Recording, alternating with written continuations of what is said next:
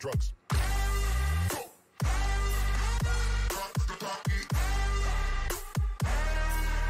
See your girl in the park.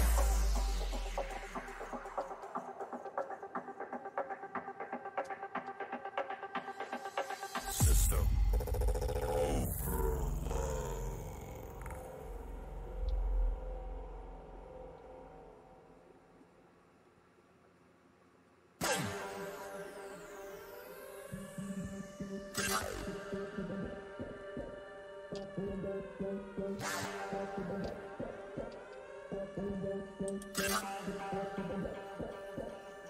overload.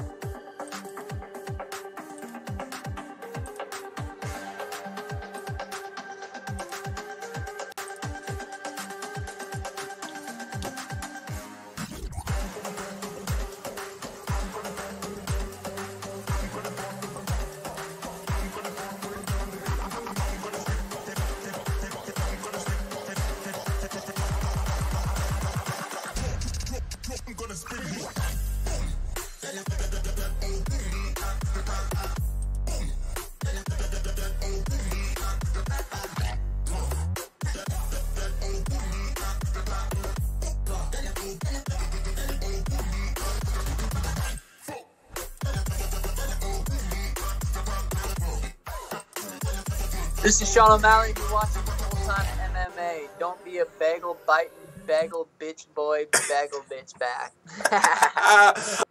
What's going on, Full-Time family? It is time to start the show. Usually we don't even do live shows every Sunday, definitely every weekday, but man, last night UFC 228 was lit, and I know everybody wants to talk about it, especially the Full-Time family and the panel, so that's what we have planned for today. Hopefully it's going to be a great panel. Hopefully we can get Forward on here, my boy MMA Buds. Maybe even Stamina MC might bless the panel, and who knows, maybe Infamous MMA, or if anybody else wants to join, share their thoughts on UFC 228 or what's next for the winners, losers, just everything going on. We'll do that as well today. Might go for an hour, hour and a half, maybe two, you know what I'm saying, depending on what all, it's not planned. So we also got to give the panel time to get here. Some of you might have saw we rescheduled it. We were going to be on a little earlier today, but Forward hit me up, said he needed a little more time, so we pushed it back. So hopefully we will get everybody here. Let's check out the chat, see who is already in the building. What's going on, Full-Time family? We got Israel A. Yadong in the building. Kenshiro Ryu MMA Woodley's team came with the only game plan to beat Till. Was gun for Till's head, and they did it. Yes, sir. Fuck with your boy Mystic Full-Time. No, I know you made money either way, Kenshiro Ryu, making that bet on both fighters. But yeah, that's one thing Woodley's great for. I mean, coming in with a great game plan. That's part of the reason he said, I'm not fighting Usman on 24 hours notice. I've been game planning to beat this guy. But, I mean, just in his previous fights, Woodley and his team are great at putting together those game plans. Webbs PK Vids said, what up, family and Full-Time? What's going on, Webbs PK Vids? Giving Surname in the building. Hopefully you'll hop on the panel maybe a little later, too. Mr. Perfect 2005 in here. Pinhead, what's going on?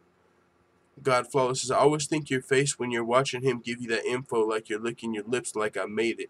I always think your face. I don't know what you're talking about there. What up, Full-Time? And still, I told them all. Yo, Mystic Mr. Perfect. And came down to the team's coaches. Till's team told him to exchange round 2, but he got caught in the chin. Yeah, gotta be careful, you know what I'm saying? Just letting those hands go for sure. GSP said Bisping's strike hurt. Imagine T. Woods says ever loved drugs. Yo, hopefully Tyron can keep winning and maybe he'll entice GSP to want to take that fight. The only way GSP wants to take that fight is if the casual fans and the public starts feeling like Tyron Woodley's the greatest welterweight of all time. Because right now there's not much of a reason for GSP to fight Tyron, because if you ask the average fan who's the greatest welterweight of all time, they're going to say George St. Pierre. So with that being said, it's kind of like even though they haven't fought yet, he already has the nod because that's who gets the credit. And if they fought, that's what would be on the line, greatest welterweight of all time. So we'll see if GSP wants, if Tyron Woodley can entice GSP to come back to welterweight. But I think GSP's, been doing that test weight cut. You know what I'm saying? Potentially seeing if he can drop to 155 for the mega fight against the winner of Khabib or McGregor. If GSP can make 155, I'm sure that would be way more enticing than fighting Tyron Woodley, especially right about now. Mr. Perfect 2005 said, Full-Time, bro, did you see Dana White's face?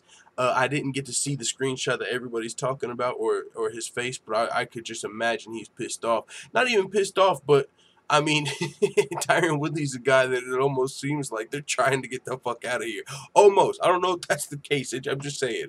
They've been openly critical about Woodley at times. And also, Darren Till, if he would have won, do you know how much money would have made the UFC? Like, it's kind of like, for instance, if he would have won, he could have been a huge star. Cody, a lot of Dana White's guys that, have all this potential that he gets behind, and the champions that just happen to be the best, they upset him. Like, sorry, dog. No matter how much you like this guy, he ain't going to fuck with the best fighter in the division. Sorry, no matter how fast you push him up here. But if Darren Till would have won, man, he would be undefeated, 18-0. I mean, definitely willing to move up weight classes in a potential champ versus champ fight. Speaks multiple languages. I'm talking cash cow. He's still got a lot of potential, but his zero is taken for whatever that's worth. But either way, man, when all is said and done, if Darren Till wins his next fight or the fight after that, he's got a lot of potential still at either division. I mean, his only loss on his resume right now is to the welterweight champion and arguably the greatest welterweight of all time. Of course, it's between Tyron and GSP at this point. but arguably that's his only loss. So Darren Till still got a lot of potential, but boy, if he would have won, I'm sure Dana would have been a happy camper last night. God's Flawless says, that's the match I would like to see, the Specialist versus the Specialist Killer. Yo, now we're talking. Pinhead says, you could tell from the start Till wasn't ready for Woodley. Till will learn, and I think he will be the champ. Yeah, I think so too, man. If they've rematched in 2 years, it might be his time. Who knows how long Woodley's going to be the champion? Shit. Covington and Usman are going to be problems for Woodley. Covington could be a problem for Woodley. You know, I mean, just for the fact of his style matchup. If you think about who beat Woodley last, Rory McDonald, and his style, he was able to pressure him, but also he had that wrestling pressure, which is going to help draw out that energy from Tyron Woodley. And that's one of the things that could have happened last night. Tyron Woodley was using that pressure, was working for Till. As far as getting Tyron Woodley to use a lot of energy, Tyron Woodley definitely was not able to be as slow or conservative with his energy in the first round as he was in the past. It was not a slow first round. Tyron Woodley was having to move, react, do a lot of shit, and I was wondering personally through the fight, like, is he going to be able to last using, you know what I'm saying? He's not being able to just sit back and be efficient with his energy. He's using his energy. Is he going to last all 5 rounds? He didn't have to. But if he doesn't finish Covington, if he doesn't finish Usman, Tyron Woodley, his day will come eventually. It wasn't last night. He's respect to the champion. You know, I didn't think it was going to come last night, but his day will come. Could be against Covington, and even if it gets through Covington, he could be fucking around and fighting Usman. And oh, by the way, in the meantime, in between time, Till's going to be getting better, and he's going to be looking for that rematch eventually. And oh, by the way, fucking, there's a lot of welterweights coming up, dangerous welterweights. So every dog has their day. It wasn't last night, but like you said, Till can definitely still be the champion in the future. Don't let this distract you from the fact that GSP lost that fight against Johnny Hendricks, says Trollbuster. Yo, chill. Never lost a round like Khabib. MMA Addict says, what a fight Colby Woodley will be. Yo, that's one thing that Woodley, this was almost a win-win for the UFC when you say, now that you say that. Honestly, if Woodley wins, you still got the Woodley-Covington fight that a lot of people want to see. If Till wins, you got a new fucking cash cow. You know what I'm saying? So the UFC wasn't in a bad spot last night. I mean, because now we still get to see a fight a lot of us want to see, Covington and Woodley. That's one of the things Covington said. He was rooting for Woodley. He's like, I don't want to see him fuck up this fight that we've been working on building and selling and shit. He's going to go sell 100,000 versus Till, and if he, you know, instead of waiting on me and selling 500,000, it's like, motherfucker, you could have fought. You had sinus issues. Chill, chill. But yeah, so that's still going to be a great fight. I'm still waiting on everybody who wants to join the panel to hop in. We got a little bit of time. I was going to start the show off with Woodley versus Till, the song, but we got plenty enough people in here to start the show. 38 watching. If you haven't finished biting your bagels, do your boy a favor. Hit the thumbs up button. It would be much appreciated. So yeah, we're going to talk about we'll talk about news until the panel gets on, and then we'll talk about the fights. We got some news coming out. Nico Montano has released a statement on the getting stripped of her title, calling Valentina a lying bully. Nico Montano, she's got to chill, man. Valentina Shevchenko has been patiently waiting, you know what I'm saying, for this title shot. She ain't been being overly disrespectful. She's been speaking her mind. Yeah, I don't know if she's going to show up. Hell, 2 days before the fight, the media is asking Valentina, so are you confident she's going to show up? She's like, I can only hope. Like, she was never confident Nico was going to make it to the fight. And lo and behold, you just so happen to have this weight-cutting issues for, like, the first time in your career. And I think she used that in her defense. Like, my first time missing weight and I get stripped. Yeah, you compound that with multiple injuries that were already somewhat questionable. You know, you had an ankle injury, and after that, you're talking about how your foot's going to be arthritic for the rest of your life. But you know, you're still going to fight on it, and then you get tonsillitis, and we're like, all right, dude, are you serious, or what's going on here? It's starting to seem like you're avoiding Shevchenko now, sweetie. And then here we get to a day before the fight, and of course, first time you miss weight, you gotta, gosh darn. And so the fact that Valentina Shevchenko this whole time hasn't been confident that you are going to show up to the fight, she's a lying bully because she's speaking her mind and not giving you all the benefit of the doubt because she, like a lot of us, sees what the fuck is likely going on here, you ducking the fade. So with that being said, and one thing Coach pointed out, shout out to Coach, CSH Combat Sports, greatest WMMA channel on YouTube. Subscribe if you haven't. He was talking about how I forgot what I was about to say about this fight specifically. I'll remember. I forgot what I was just saying, but either way, Nico Montano going on Valentina Shevchenko. Damn, I had a good ass point. Don't you hate when that happens when you're saying something, you have a side thought and you get distracted? Either way, this is what she had. Oh, that's what he said. That's what he was gonna say. You know, if you're really about this close to fucking, you know, going in, you're having that bad of a weight cut. They're having to check your kidneys and all of this, and you're that injured. You know, like Uriah Hall, right? Uriah Hall, he had seizures almost. He had such a bad weight cut. Paige Van Zandt was the witness. She saw it. You know, pulled him out of his fight with Vitor Belfort. Terrible weight cut. He was not on Instagram the next night fucking letting everybody know, hey everybody, fucking I'm in here almost dying, but I gotta make sure to let you guys know that I'm getting treated wrong. Like, these motherfuckers in there almost dead from the weight cut. They ain't got time to be on Instagram. Literally the night you had to pull out of the fight, the night after you're on Instagram. So how bad was it is all we're asking. And so, and then on top of the whole lead up, I don't think there's a lot of people, except for if you're like a Nico Montano simp or a Nico Montano family member. Maybe if you train with her, you're buying it. You know what I'm saying? Like shout out to my boy Jamari. He's not around all the time, but you know, some people are biased. If you're, you know, if it's a DIAZ topic, he's likely going to be biased. Well, there's probably going to be like some Nico fans that are biased in this situation, but those are the only people that are really buying this shit. It's not, even people that aren't. You don't even have to be a Valentina stan to see what's going on here. If you're just outside looking in, it really feels like Nico Montano was ducking the fade, ducking her motherfucking taco, as we say over here, in this situation against one of the greatest WMMA fighters of all time, Valentina. But here's her statement. She says, I want to say thank you to all my continued supporters. And that's who she's really trying to save here. You know what I'm saying? She's trying to save face with her fans. Let's be honest.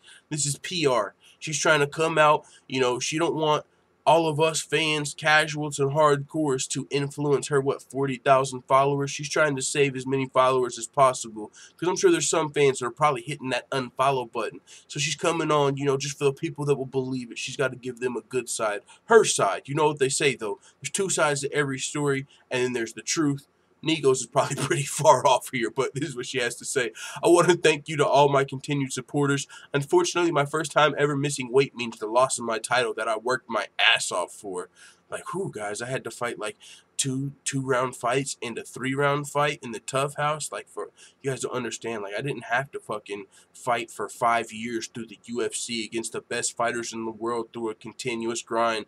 But it still was tough. But compared to someone like Valentina Shevchenko, that's a grind. Valentina had to fucking fight through Holly Holm. She had to fight through Sarah Kaufman. She had to submit Juliana Pena. She had to do all of this to get back to the title fight. Wait on this 125-pound division. She didn't get the opportunity to go on the Tough House and win $250,000. And in the meantime, she's had to wait, not making money, to not fight while we wait on year injuries to heal up. And there's a lot of fighters that go in fights injured. So you're not going to be 100%. So Valentina's had to wait. And she's also had to work her ass off to get to this point. So, and if you ask me, completely uncalled for, there have been plenty of other fighters who have not been punished for a lot more. Unfortunately, I'm not one to be running my mouth, so I don't bring in the big bucks. I had stopped sweating early, my kidneys shut down, and I had an imbalance of electrolytes. My sodium levels were way too high. When I got to the hospital, the doctors told me that it was the best idea that I had waited even 30 minutes longer. It could have led to cardiac issues. With that said, I had no intention to drop out of the fight. I looked good at open workouts. I'm pulling up the full statement. Here it is. I looked good at open. Is that where it stops? I guess that's where it stops. She looked good at open workouts, and that was also pointed out, I believe, by Valentina or her manager, Roger. One of them pointed out the fact that, you know, they leading the fight, she looked good at workouts. Oh, I think it was Valentina on her post. Valentina released a post, and she was talking about this incident, how she didn't believe Nico's story, and I think that's where she was saying that you know, she looked good at open workouts. So what's going on? Really, we wait all this time. So either way, Nico stripped. I'm really ready to get all of this behind us, but she's releasing a statement. You know what I'm saying? It is what it is. She's gonna have some fans that, you know, that buy her story. And hey, you know, when it comes to a medical situation, you really can't question it all the time. But like I say, and I'll say multiple times, there are some convenient injuries and, you know, convenient situations where it seems like it's just convenient, you know, to get out of a fight that it's going to be a tough fight. And Nico also, who's talked about, you know, she's concerned about her health and stuff like that. You're probably going to take a lot of damage. If you're concerned about your health, you probably don't want to be fighting Valentina. She'll probably definitely can do some damage. But who knows? When Nico comes back, I don't think she's going to be a champion. She just got put in a situation where she won the tough show. She came in as the underdog. She was like the 14th seed on the tough show. So, you know what I'm saying? I don't even know if she expected. Maybe she did. I'm sure she's got that warrior spirit she talks about. Where does she after last night? But she came in as the 14th seed. Not a lot of people expected her to win the show. She fucked around, won 3 fights on the Tough House, and now she's a damn UFC champion.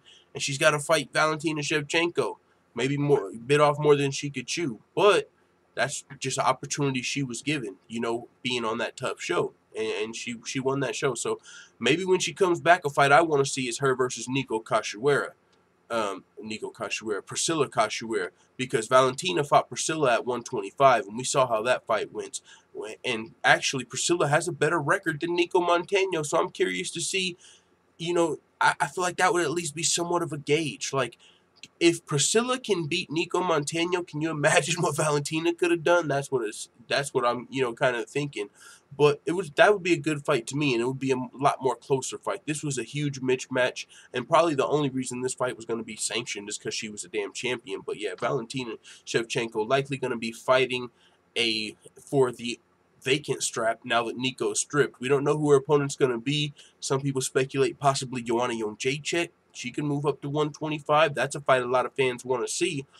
And it would be at a new division. Joanna has had bad weight cuts in the past.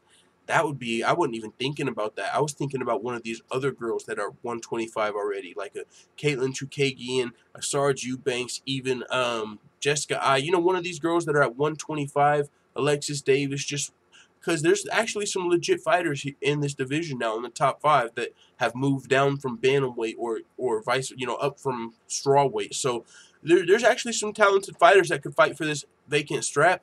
But Joanna Jędrzejczyk would definitely be the biggest fight, and I don't think there'd be too many people that turn that down. Like, oh, we don't want to see Joanna fight Valentina Shevchenko at 125. Yeah, we do. Yeah, we do.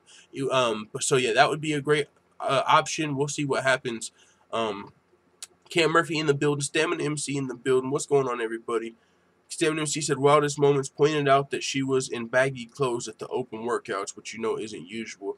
Maybe that was to mask the failed weight loss. Food for thought. Yeah, maybe. That could definitely be it as well. Stamina MC in the building. What's going on? Hopefully we'll get the panel on here sooner rather than later. Stamina, if you want to hop on, you can definitely do that as well. Nico got deleted. Now she's obsolete, says Israel A. Quincy Pinola says, who should Valentina fight next? Yeah, man, it could be Joanna or one of these top girls. I definitely had to pull up the UFC rankings for today. We got a lot to talk about as far as who's next for some of the winners and losers at UFC 228. Look forward, proposed the question, our top 5 favorite divisions in the UFC. Strawweight after last night making a fucking huge run for it. Holy smokes, did strawweight get that much more fucking interesting last night. I mean, all the way down now. Of course, Mackenzie Dern popped up, you know, back in the rankings. That's another topic for another day. But all the way down here, I mean, you got Alexa Grasso, Angela Hill, Randa Marcos, fun fighters. Nina Ansarov, who's going to be getting her opportunity against, I believe, who's she fighting? Like Claudia Gadelha or something? She's getting a huge opportunity to jump up the rankings. The wife of Amanda Nunes, she's just been improving more and more, training with the American Top Team. You can imagine she's only getting better and better, and she could definitely, you know what I'm saying, make a run for the top 5 of this division. I mean, she got a great team behind her. I can only imagine she's improving more and more, kind of like my girl Kayla Harrison over there at American Top Team. Salute to American Top Team. That's what I'm talking about. Courtney Casey, and look at the strawweight division, but of course, fucking Tatiana Nurmagomedov after last night. We got Michelle Watterson versus Felice Herrig coming up.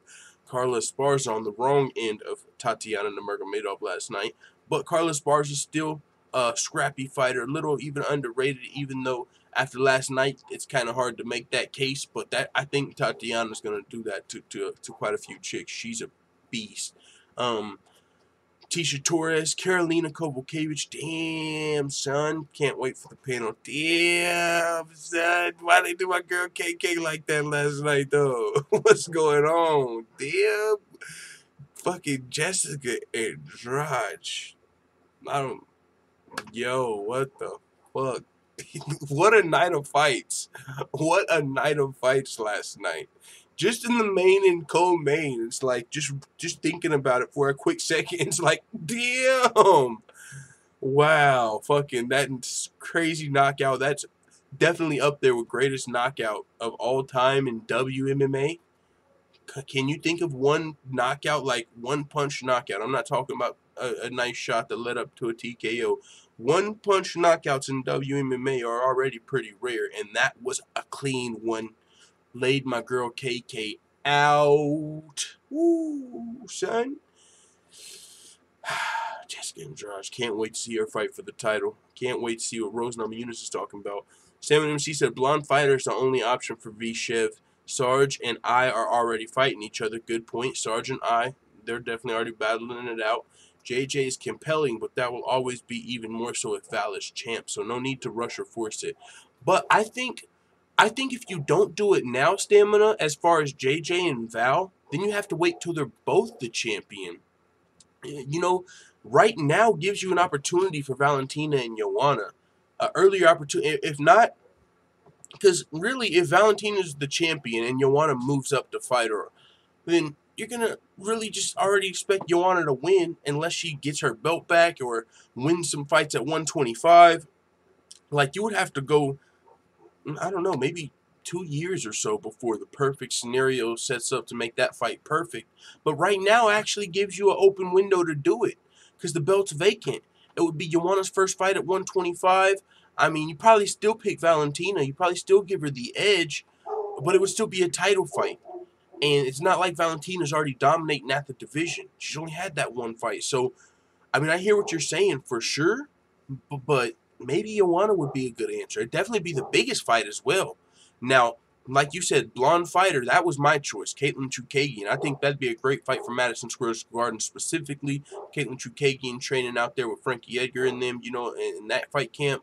I really wish I knew the name of that fight camp. It always pisses me off because I know who fights out of it and their coach, Mark Henry. I just can't think of the name of the camp. But they got, you know, Marlon Moraes, Zabit, Frankie Edgar, all of those guys, Eddie Alvarez. I can't think of the name of the camp, but she trains down there with them. So she's got a great camp for sure. Training out of New York, Madison Square Garden, needs a main event. I don't know if that's a main event, but that would be a good fight. But it can't even be a co-main event. You already got Diaz versus Poirier. So, and someone also said that Dana White already said that Caitlin Chookagian, it's not going to be her. Maybe he was talking about on the short notice because she offered to take the fight against Valentina on short notice. But I don't think she was able to make championship weight in time. So it could, yeah, I think Caitlin Chookagian, if not Joanna, it'll be Caitlin. And because Sarge and Jessica are already booked. So yeah, I love the intro full time. It is what it is. What's going on, Chris S? I see my motherfucking dog God amongst men. Aaron Burrell in the building. Put some respect on his name. Andrade's arms are so fat, he says. Yo, that knockout was so fat. Holy shit, all that weight definitely went into that punch. That was crazy, son. Like, that was almost like a movie when they put the camera on Jessica Andrade afterward. I mean, some of y'all might not know this reference, but like on Don't Be a Menace while drinking your juice in the hood in South Central. On that movie, you know, when homie gets flattened by the car and he's like a cartoon flattened into the ground. Fucking, that's how it almost looked like when they had the aerial view of Carolina knocked out. She was just like, I was like, damn, what? No, what the fuck? Not my girl. Why'd they do? Yo, what a fucking case. Gosh. God. She was a big favorite. You might have expected some ragdolling, some takedowns, some grappling, some ground and pound. A fucking cold, stiff-ass knockout like that from the strawweight division. Put some respect on Andrade's name. That was crazy. Aaron Burrow said Tatiana obviously going to be a champ eventually. Oh, yeah, man. I've seen some pictures before that fight of Tatiana. She was like 4 years old wrestling. You know what I'm saying? Like legit wrestling hat, like the headgear and shit. She was wrestling mats. She's a beast. She's a beast. And boy, did she show it last night. She looked fucking dangerous. I could, like, just strawweight division, man. 2 fights. Perfect. They make themselves. Make it happen. Please. Tatiana versus Joanna. Rose Namajunas versus Andrade. I'm happy. I want to see those fights more than half the fucking men's fights out there. You know what I'm saying? Like, those 2 fights are so fucking amazing matches to be made right now. I just would love to see those fights. Fucking Tatiana Suarez versus Joanna Jędrzejczyk and Jessica Andrade versus Rose Namajunas. Make it happen. Bojangles versus Tatiana needs to happen ASAP, says Benji. Benji, that's exactly what I'm talking about, dog. Christopher Schmoon says Khabib is food. Man, that's a fucking toss-up almost for me, man. I don't know if you definitely can't say he's food because he actually has a better chance of winning the fight.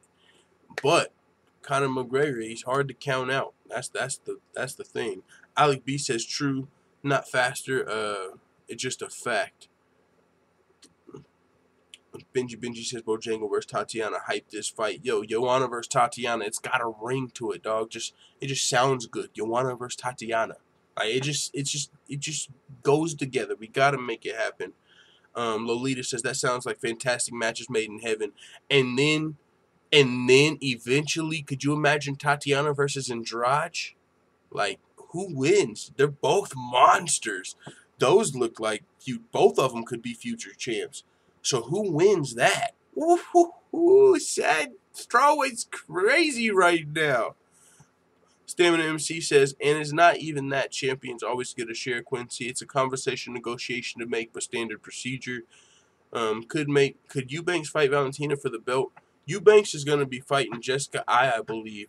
They're going to be scrapping it out. They had a little fucking Twitter back and forth like nasty. One of them, I think Jessica I ended up eventually calling Sarge a cum dumpster, and it got real. And now they're booked to fight. So yeah, they're already booked to fight unless they wanted to scrap that fight, which I don't think they will. But Sarge is a girl that could have fought for that 125 title already. But yeah, she already has a fight booked. So we got also Tyron Woodley talking about Colby Covington. He doesn't think he deserves the title shot, but won't say no if that's what the UFC wants.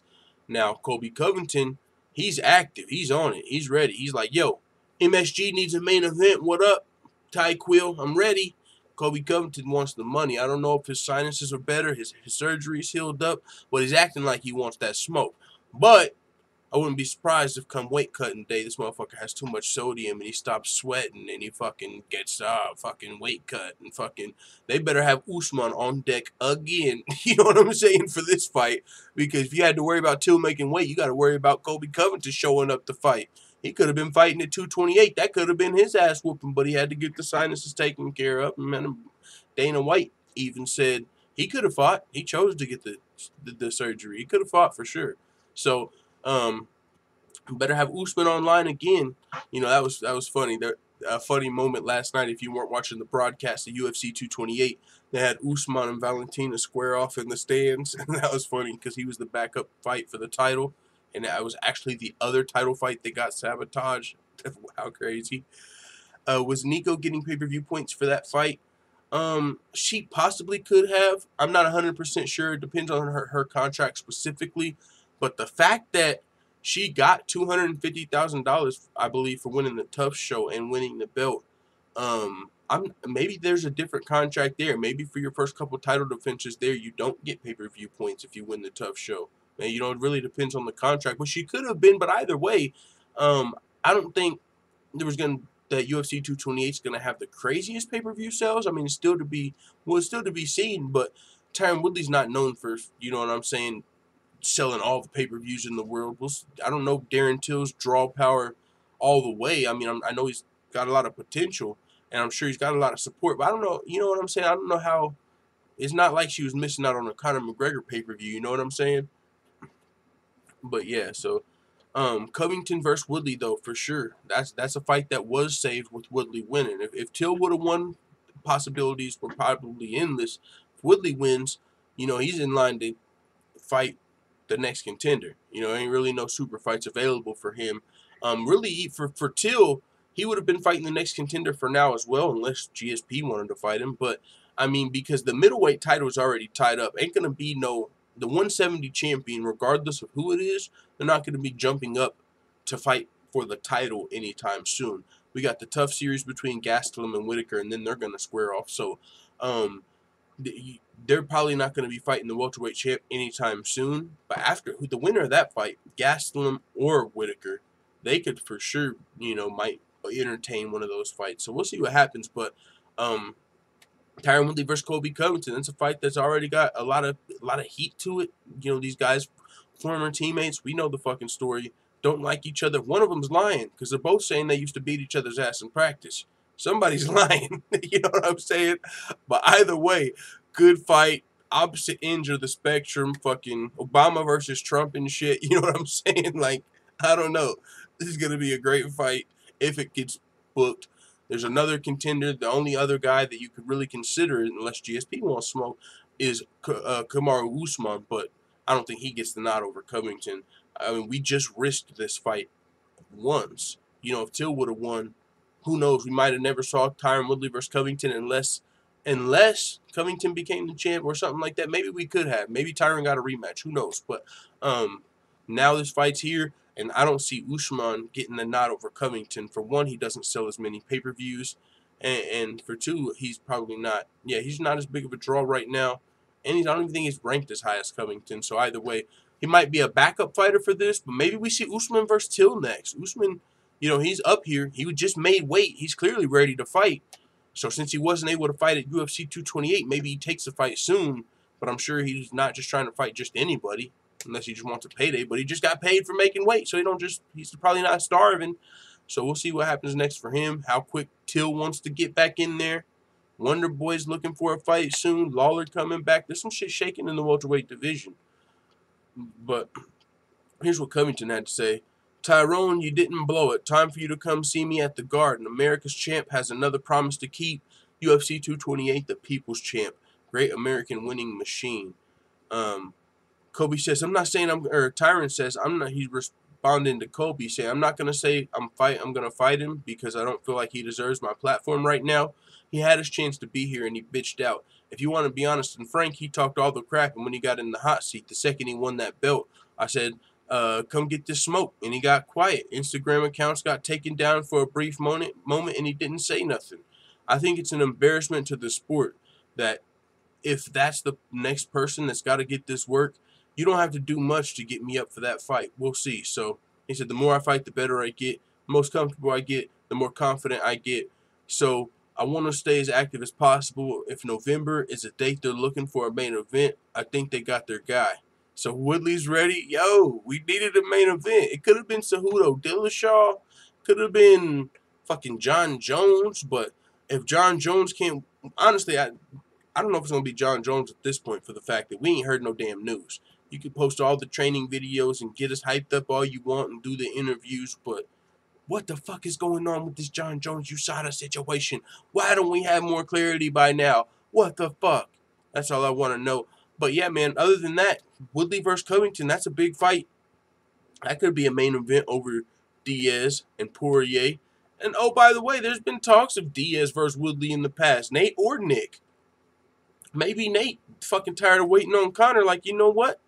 Fuck around, fight Poirier, and then I might fuck around and jump up and fight Woodley. Who knows? Maybe Nick comes back and fights Woodley. That's another fight. I'm surprised there hasn't been more people asking. That's something that I think the media should have asked. Maybe they weren't thinking about it. Nick DIAZ has been making a lot of appearances, whether on social media or not, talking about how he wants to fight at any weight for any title. And he recently got cleared of his the whole domestic situation. You know what I'm saying? With his crazy ex-girlfriend. He got cleared up in that situation. So I'm surprised there's not more talks of Nick DIAZ versus Tyron Woodley at welterweight. You know, there's a lot of stuff going on, man. A lot of these guys could be coming back soon. Nick DIAZ, GSP, Anderson Silva. Nate Diaz is scheduled to come back. Yo, what a fucking time to be an MMA fan.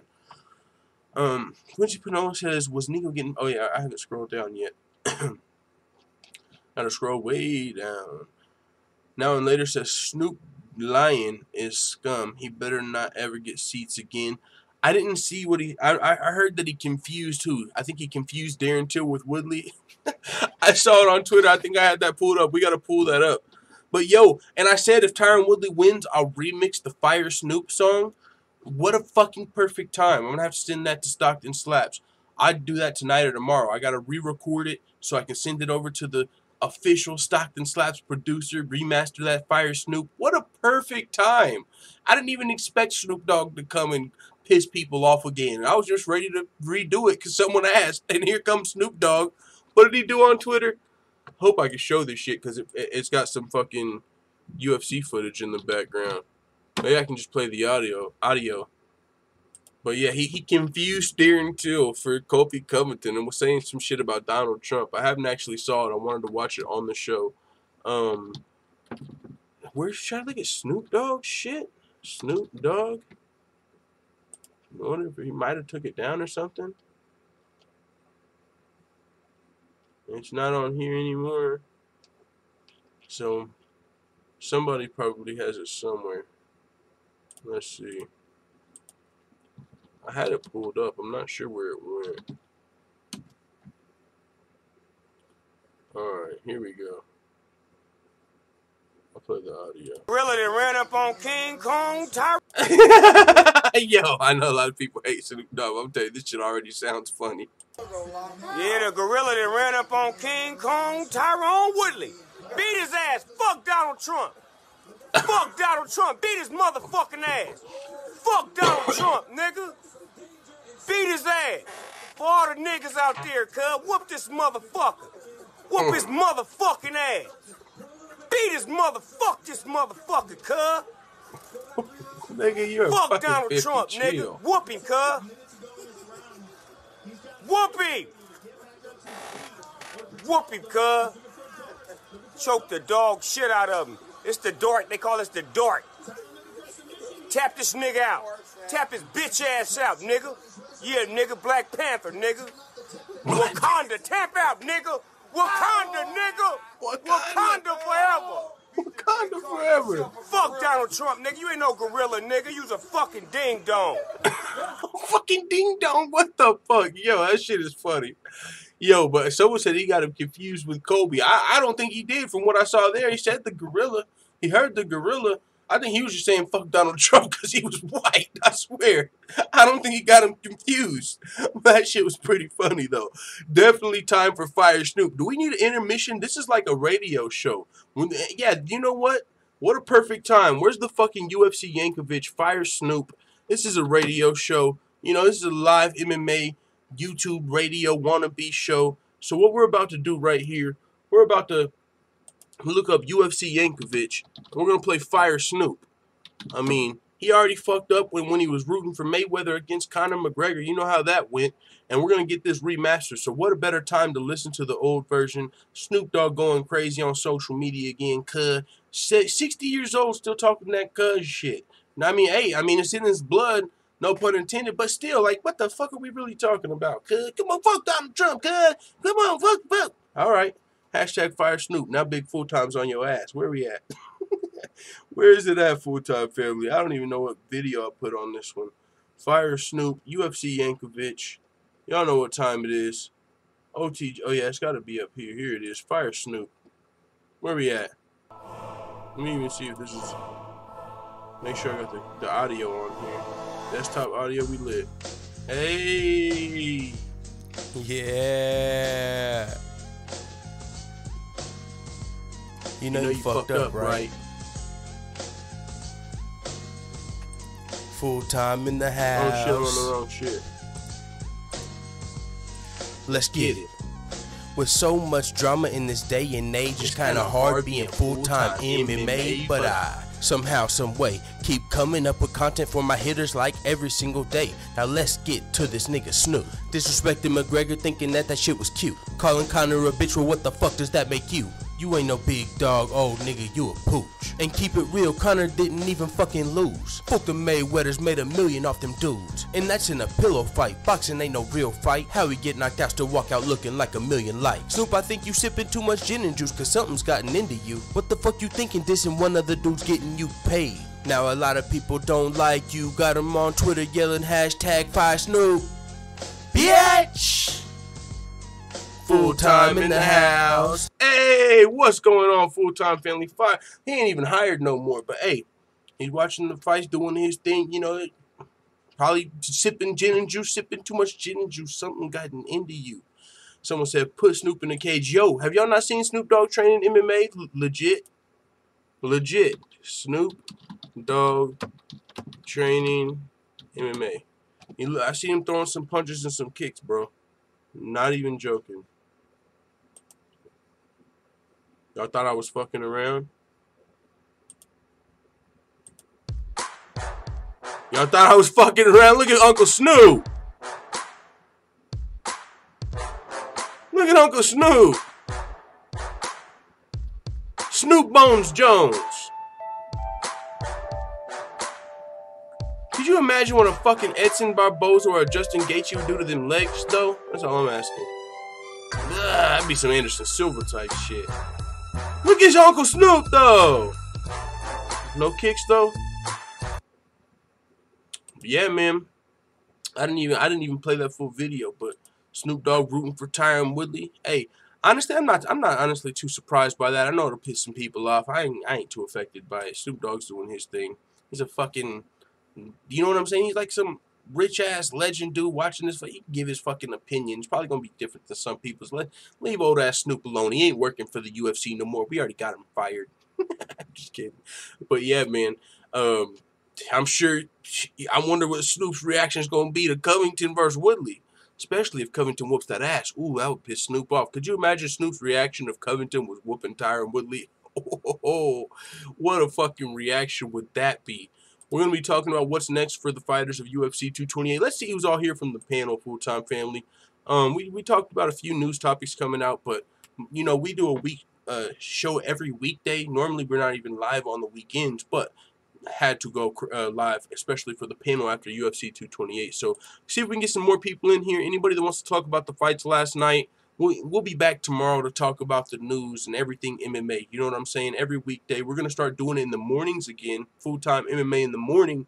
But we'll be live in the morning to talk about all the news. Let's talk about the fights. What's next for these fighters at UFC 228?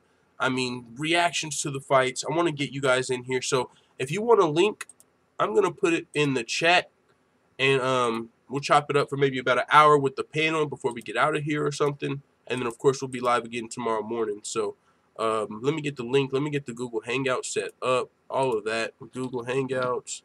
In the meantime, Bucket, we're about to be talking about the fights. Let's listen to fucking Fifi. It's a radio show, right? It's an intermission. We're going to come back. We'll be right back right after these messages. Well, it's not even a message, right? We're going to the music. We're going to play this quick song while I pull up the Google Hangout. And while it's still somewhat relevant, Fifi, Nicki Minaj 6ix9ine, UFC Yankovic. Make sure you subscribe if you haven't. Today we get that to 1,000 subscribers. It's going to be a motherfucking party. I don't even know what kind of party, but it's going to be litty bagitty. Google Hangouts. Darren Till's a bit fat, he can't make weight, and he's probably fucking racist, so I have to cave his face in. I'ma beat this motherfucker, he shouldn't even be in front of me. Got pushed up to the top, he want my spot, so now he's gonna meet a beast. I'm the chosen one, I hit like a loaded gun. That right when I throw you done, one strike and he's on the run, and I'm coming for you.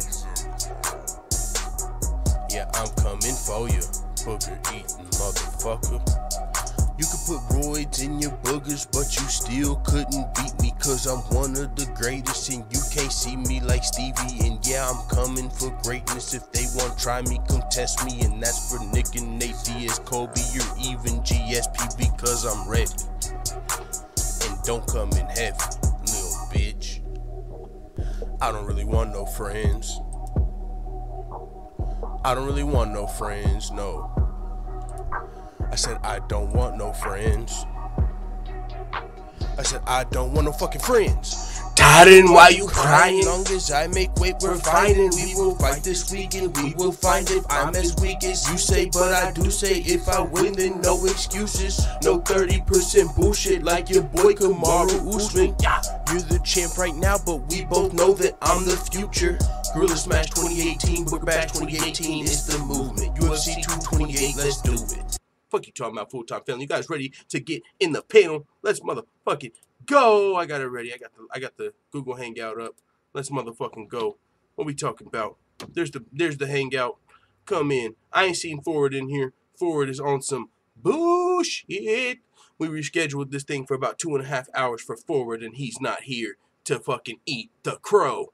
Booger Bash 2018. All of that shit was all Forward.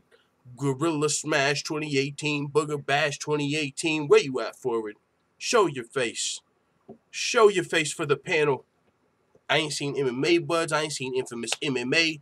There ain't a lot of people here for the panel. Forward is in the building. There he is. Show your face, Forward. There he is. What's going on?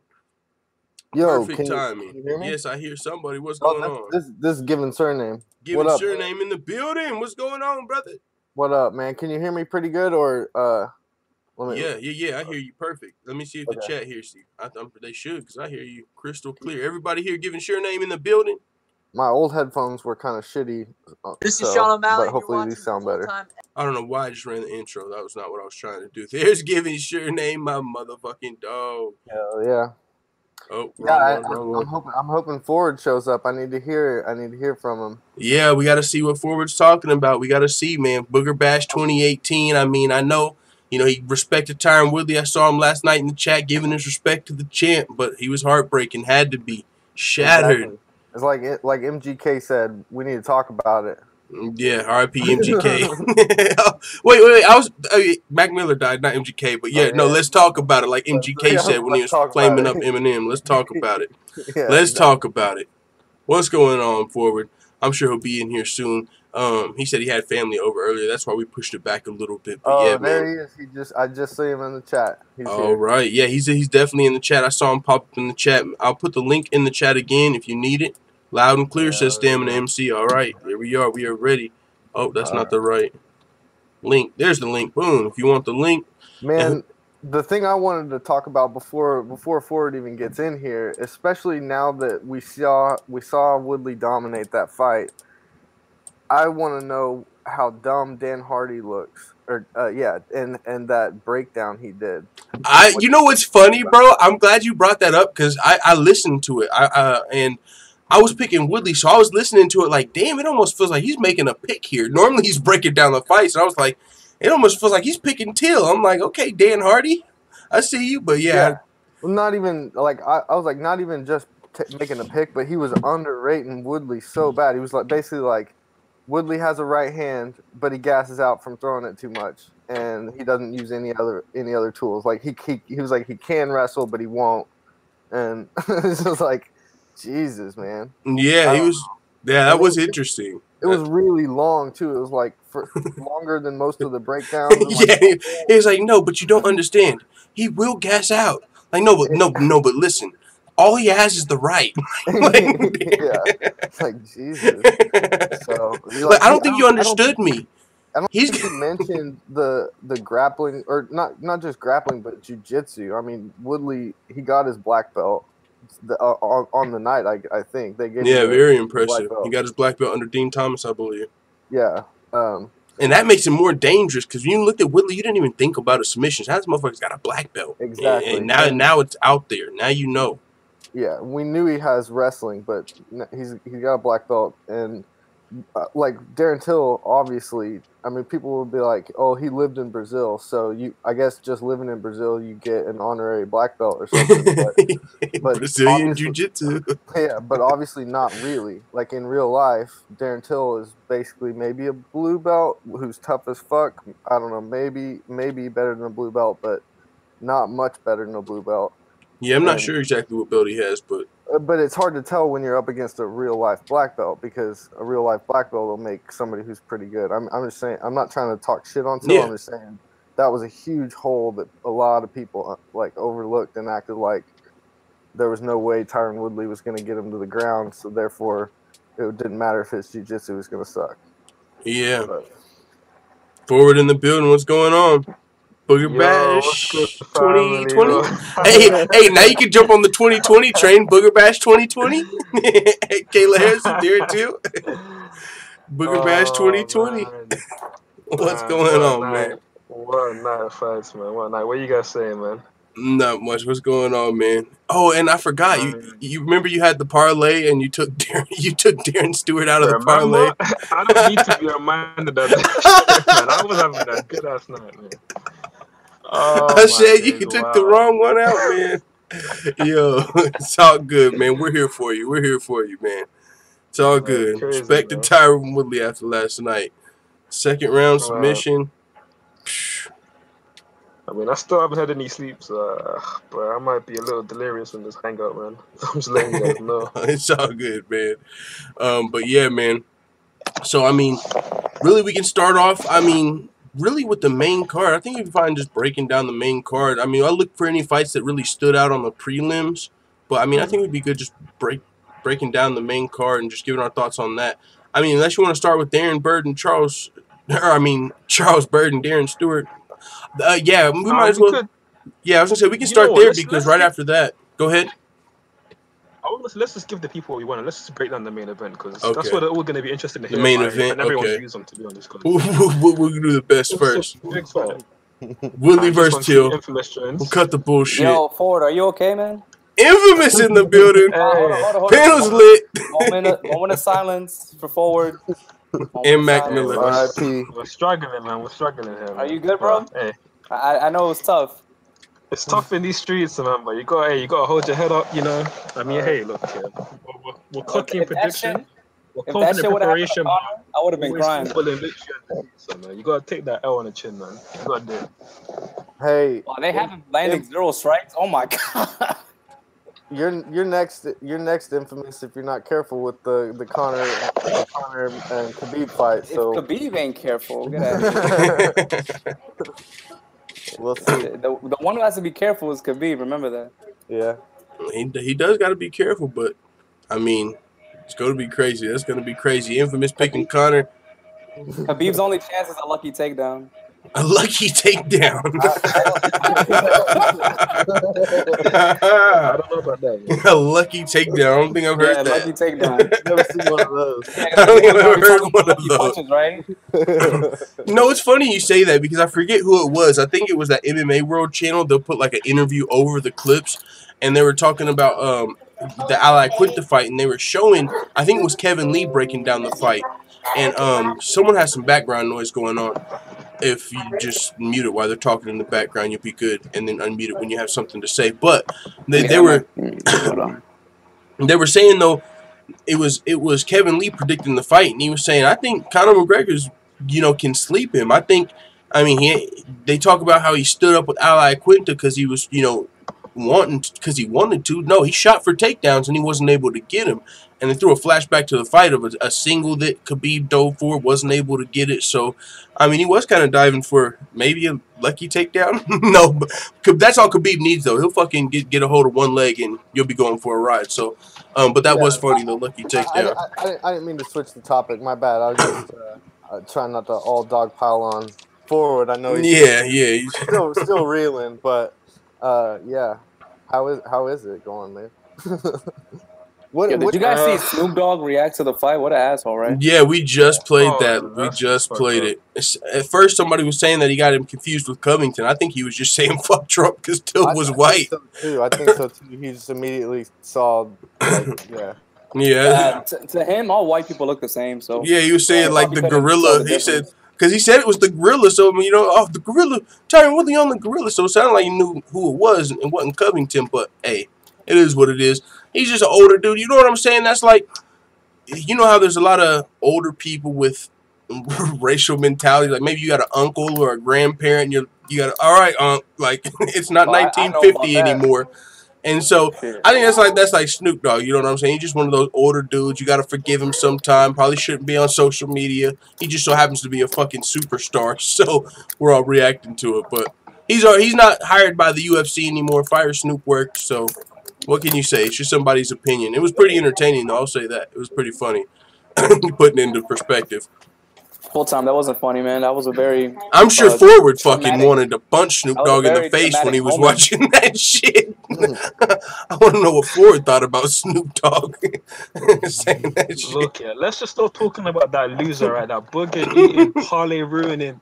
Yeah. Oh, booger eating, parlay ruining. Oh shit. Nah, toast to my boy. Toast to my boy. Of course. But you know, let's just get right Full into heel it, turn. right? So, Woodley, Oh yeah. Okay. you know, So let's.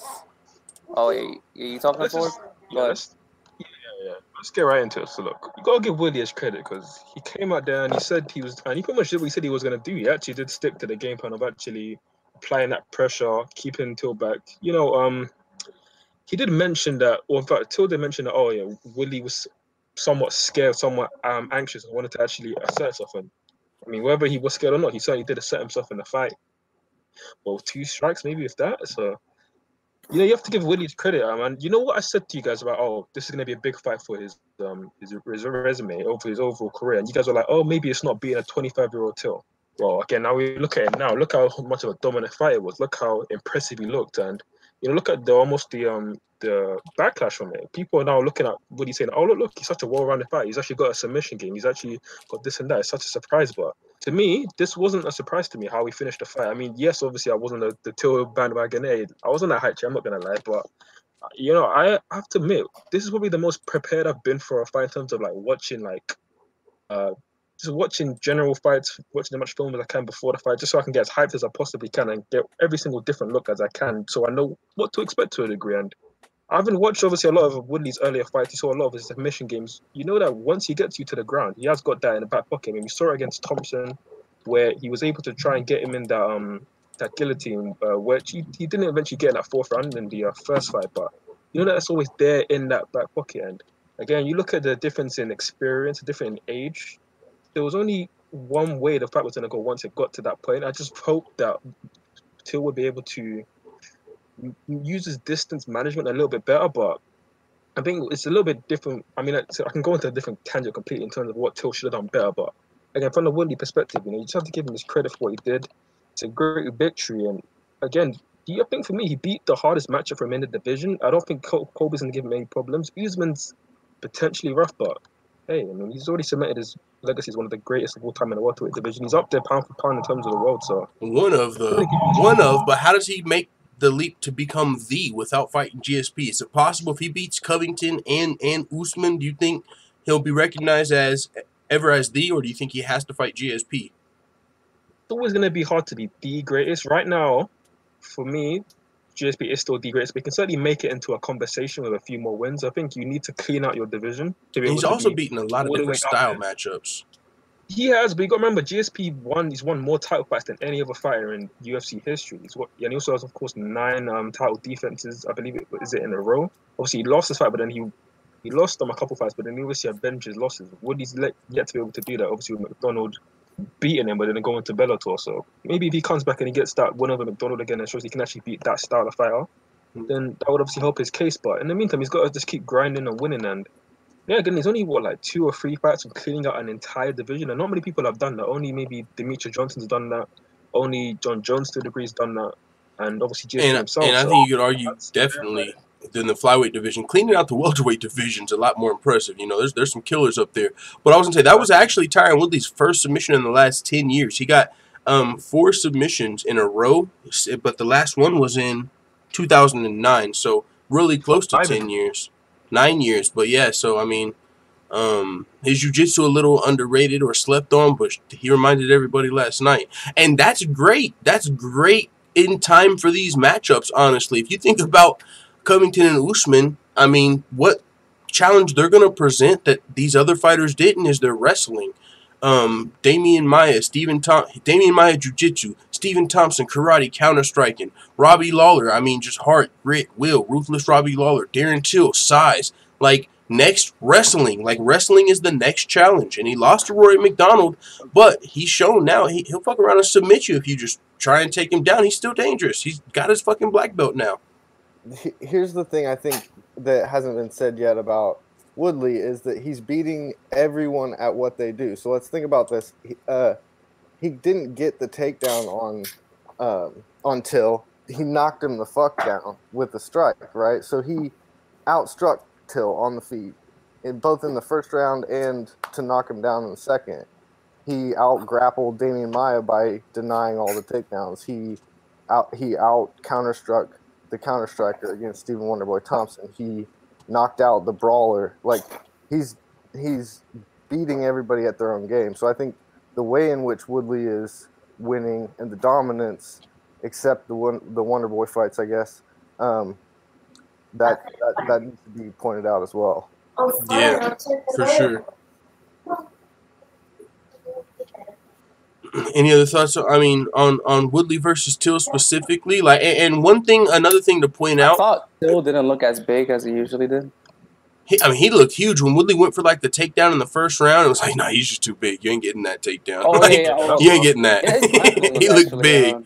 His wrestling's actually a lot better than I thought his it was. defensive wrestling, because he didn't get taken down, and Woodley tried a couple times, but he was just too big. You ain't taking me down. His takedown defense was pretty good. Solid. Yeah. He was relying on the cage and his height and like pulling him up. Dude, I was surprised he didn't kick at all. Stamina's out. That just tells me that he probably knew his ground game was kind of weak if he didn't kick at all. Yeah, I mean, he did mention it in one of the yeah, I know. I saw that. That's all I was like, when someone says their weakness in the sport, you know, that means that it's really, really bad and it's something they really need to work on. And again, he's only 25. I mean, when he got 5 finishes like 10 years ago, that just shows us how the difference in experience that they both have. Even in this, even in MMA, even though they both have a similar amount of fights, there's so much a different level of experience and even level of competition that they fought. So, yeah, we pretty much showed that difference on Saturday night.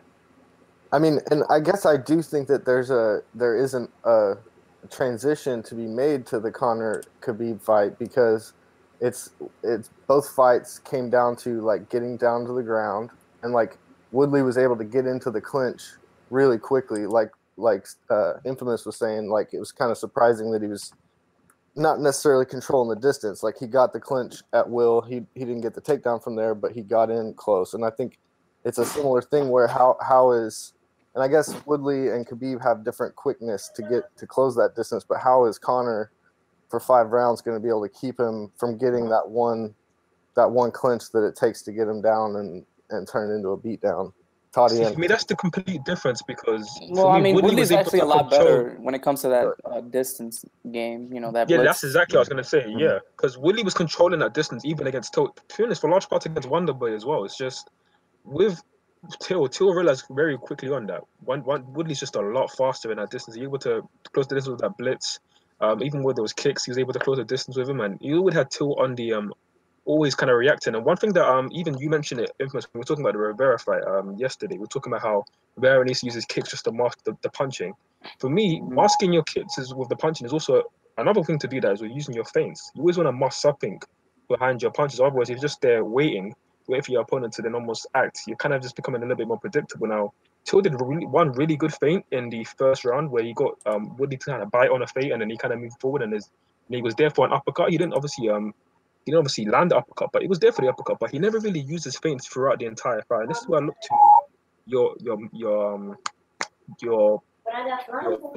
sorry, I'm literally half asleep, man. I literally should have got some sleep. But this is where I look to your corner to help you and actually be like, yo, actually give you that proper advice. And I don't know, maybe in comparison to Ngannou in the sense that, he's completely rough. Now he's lost one fight, he's going to be a complete fraud. No, that's not the case. But I look at the case of, you need more experienced corners where they can actually give you better advice, because what they were telling him in before the second round was, just apply the pressure, you're going to get that. They've been more like tactical advice rather than technical advice, saying that, apply pressure, be confident. He doesn't need to know that. He's already a confident guy who's going to apply pressure. And that's literally what you saw in that second round, where 8 seconds in, he walks straight forward and he gets hit with that right hand, and basically the fight's over from there. So what he needed was to actually use his feints to be able to then actually get closer to Woodley, get him to then bite, move his head forward, and then actually come off the center line and then use a counter. But that's just what I saw from the fight. I don't know what you guys thought of Till's approach to the fight.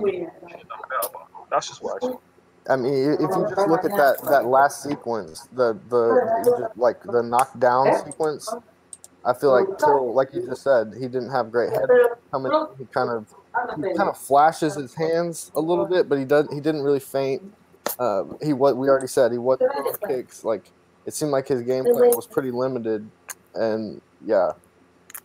I mean, he looked like a 25-year-old, I guess. Right? No, So yeah. like. I'm not trying to. Yeah. He's young and he's got a lot of future and everything. But he was supposed to be kind of unbeatable coming into it. I mean, we never said that, but yeah. I feel you. I'm not trying to bash you, bro. Hey, you kind of just did that little pun in there. I see you. I'm not directing it at you because you're always really articulate and smart about how you're pointing it out. You're not necessarily coming in saying that a guy can't be beat. So I wasn't trying to talk that directly at you. So. No, I thought like that's why I wanted Till to kind of find the pocket more, because in that distance game it's kind of 50-50 when it comes to people like Woodley and Till, because they're both so good at judging if someone's fainting or if that's a fake feint or something. It was like who's gonna land first basically, and Woodley landed first that time, so that could have been Till had he Yeah, no, you make a good point, but even 50-50 is almost like 60-40 because Woodley's just so when I watched that first round, I just feel like this Woodley is just so much faster than everyone else in that division. Like in those small exchanges where you almost need them to you need to be feinting and getting them to bite on the little feints, because every time Woodley feinted, Till had a huge reaction, and that almost gave Woodley that confidence even from the first round. Just he knew that Till realized that he was in there with a lot faster guy, and he kind of was almost a bit anxious in a sense to really step in, because you knew that there was going to be punishment if he stepped in. Yeah, Till was pushing off every single time Woodley would throw his right hand to make sure keep it. Yeah, so I felt like he was trying to keep the distance too much. Had he been inside, I feel like he would have lit Woodley up in the inside. But and then hey, everything's better in retrospect, right? Yep, hindsight's 2020, and Woodley, he goes out there a lot of the time and he lays out the blueprint to beat some of these top welterweights. Ever since Roy McDonald, there's really no blueprint to beat Woodley. So Darren Till's going in there trying to figure out, okay, how the fuck am I going to beat this dude? And a lot of people speculated, okay, he's going to have to be aggressive, pressure him against the cage, and you can. I mean, Tyron Woodley and his team, they put together such great game plans. They prepared for that. So really, other than what he did, there's not a clear answer as to what Darren Till could have done to win the fight, because we don't know what it's going to take to beat Tyron Woodley, honestly. Yeah, I mean, I think his cardio is going to definitely be something that somebody has to exploit. Like get him into those grappling situations and somehow survive it until the third or fourth round. That's a good point. What'd you guys think about that? Did you guys, because in his first round of this Darren Till fight, Darren Till's game plan did make Tyron Woodley be a lot more active in that first round, and that's one thing I was thinking. Is his cardio gonna last for 5 rounds, having to use this energy? And so now he managed to get the finish in the second round, so we didn't get to see that. But yeah, that's a great point. It's probably going to have to be someone that really tests that cardio and doesn't get finished before the 4th or 5th round. Let's put Nick Diaz up in that bitch. yo, his name's not being talked about enough, and he's legit could be on his way back. Nick's been on some edge shit lately, but in the post fight, Woodley said that the elbows were actually tiring him out, and he was wondering if he was going to gas out in the second round from the elbows, but then he decided to just keep going for it. Kind of said something like that. So. And that's him just being honest after the fight. Real. So yeah. So it was a real thing. 3rd, 4th round, who knows if he didn't get that finish, and so that's probably what it'll eventually be in the end. And is it going to be Covington? Is it going to be Usman? Is it going to be somebody after? I mean, if it's not them, who's it going to be? I mean, those are really the 2 best welterweights that Tyron hasn't got tested against yet. Everyone else he's pretty much cleared out, as we pointed out. So yeah, I just think he's better than those. Even if they do beat him, I think he's still better than Usman and Covington for me. But they present those different challenges, and Tyron Woodley's been beating everyone at their own game, but definitely. I mean, if you look at his resume, it's like so many different styles get thrown at him. First, you got the brawler Robbie Lawler, counter-striking masters, karate wonder boy, jiu-jitsu 7-fight win streak Maya, huge-ass Muay Thai Darren Till. Now you're about to have the wrestlers. So he's every fucking style. They're trying to figure out how to get him the fuck out of here. No, I don't know. I don't know if it's like that Tyron beats people at their own game. He kind of just makes his fight every single time. Yeah, he just fights. Yeah, he's just very smart. Okay, we're back to Yeah, I'm not saying like they're both staring at each other, waiting who's gonna make the first move. Yeah, no, not like he submits Damian Maia, but makes it that way. Out grappled him. He's so patient. He's not gonna He's not gonna go first. You're gonna have to go after him because that's what he does. He's a pure counterpuncher, except the forward blitz he has. Yes, I was surprised he threw a head kick though. He did have a head kick. Yeah, that was. I was saw like, that? okay. Yeah, I forgot about that after all that. But yeah, okay, Tyrant. I'm like, how can you bring that big ass tree tuck of a leg? Especially after tall Darren Till. He's huge. Like you're throwing your head kick higher than your height. He showed a lot of shit in that fight. He right off the bat, the knees in the clinch, and just the right off the bat, the aggression in the clinch, just knees to the body, and then gets him to the cage. Like I know the clinch stuff can be kind of boring, and the ref separated them pretty quickly, but I feel like yeah, Woodley showed a lot just in the first 10 or 15 seconds that he was going to dominate that fight. What did y'all think? I'm sorry, I didn't hear the question. I was reading the chat. Like the way Woodley started out with the knees and yeah. Getting the body lock immediately. Like I knew right off the bat that he was ready to dominate that fight. Yeah, I mean he was looking good. I mean, I thought he was. Whenever I saw those, I was like, oh, I didn't really expect Tyron Woodley to start off that fast. You know, I didn't expect him to start off doing that much in the first round and using that much energy as we talked about, or doing a lot of that. But yeah, he came out looking great. And one thing about that is the way and the fact that he finished it in the second round. A lot of people, I think, even if you didn't put respect on his name before that, Tyron Woodley, I think, silently even. I don't know how many people are going to come out like, oh my God, I love Woodley. But silently, I think he won a lot of people over with this fight. Just looking at the sizing. But one thing about Darren Till, I had to say this to my brother. He's more of a casual fan. He was tuned in for the main event. He was like, yo, even though I didn't know much about Darren Till coming into this fight, I still kind of like Darren Till after that fight. He's still, you know what I'm saying, for whatever reason, he still was drawn to Darren Till even in that loss, and that was like his first time seeing him. So Darren still got a little bit of stock, I would say, in that fight. I mean, he's not the same hype train he might have once been, but this is a loss that I think will age well for Darren Till. And just because he lost this fight, you know what I'm saying, it's not like Darren Till's exposed. But one thing I will ask you guys, do you guys think Darren Till should stay at 170 or move up to 185 after this? He should go up to 185. I mean, there's a lot of good matchups over there for him. Oh yeah. Adesanya, that'd be my favorite, but there's a lot of good fights up there, and he's a big dude. Darren Till versus Anderson Silva. Right out of my mouth. That's exactly what he said. Because there's no point staying at welterweight, right? Because he's gonna fight. Let's say he fights Ponzinibbio or even fights Usman. There's no because let's say if he wins, he's only gonna be ruining a contender for the division. Then he's gonna eventually go up anyway. So he might as well go up now, face a marquee name where we need to get his confidence back. We don't want to do an Ngannou situation where you're just running straight to another top 3 contender. Let's give him someone he can build his name up because again, he's only 25. He's got plenty of time to mature. You can let him beat up Uriah Hall too if you want. That's another good one. He could beat up even Uriah Hall, but I mean, why not give him Anderson Silva and let him take that guy, take the GOAT of the division. So, hey, I mean, I'd love to see that. So recently, Silva was asked about an Adesanya fight, and he was like, "Who's that guy?" Like, you know, I don't know him yet. Like, so. You know, I don't know if he's super open to fighting these young contenders that are gunning for him, but it'd still be a great fight for us. He's like, yo, he's that guy who's about to give me that smoke. I don't want that shit. Yeah, Adesanya who? Like, what? I'm honored, but yeah, I don't know him. But, okay. Doesn't Adesanya look like Martian Manhunter? Like who?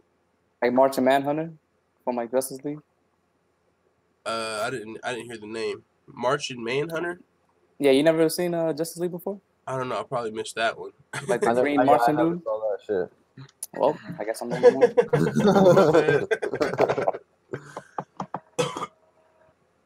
All right, I was going to say, well, I mean, if there's anything else you guys want us to talk about Woodley until, I'm sure we'll circle back, but that fucking co-main event, oh my God, that was so corny of the Wiz Khalifa.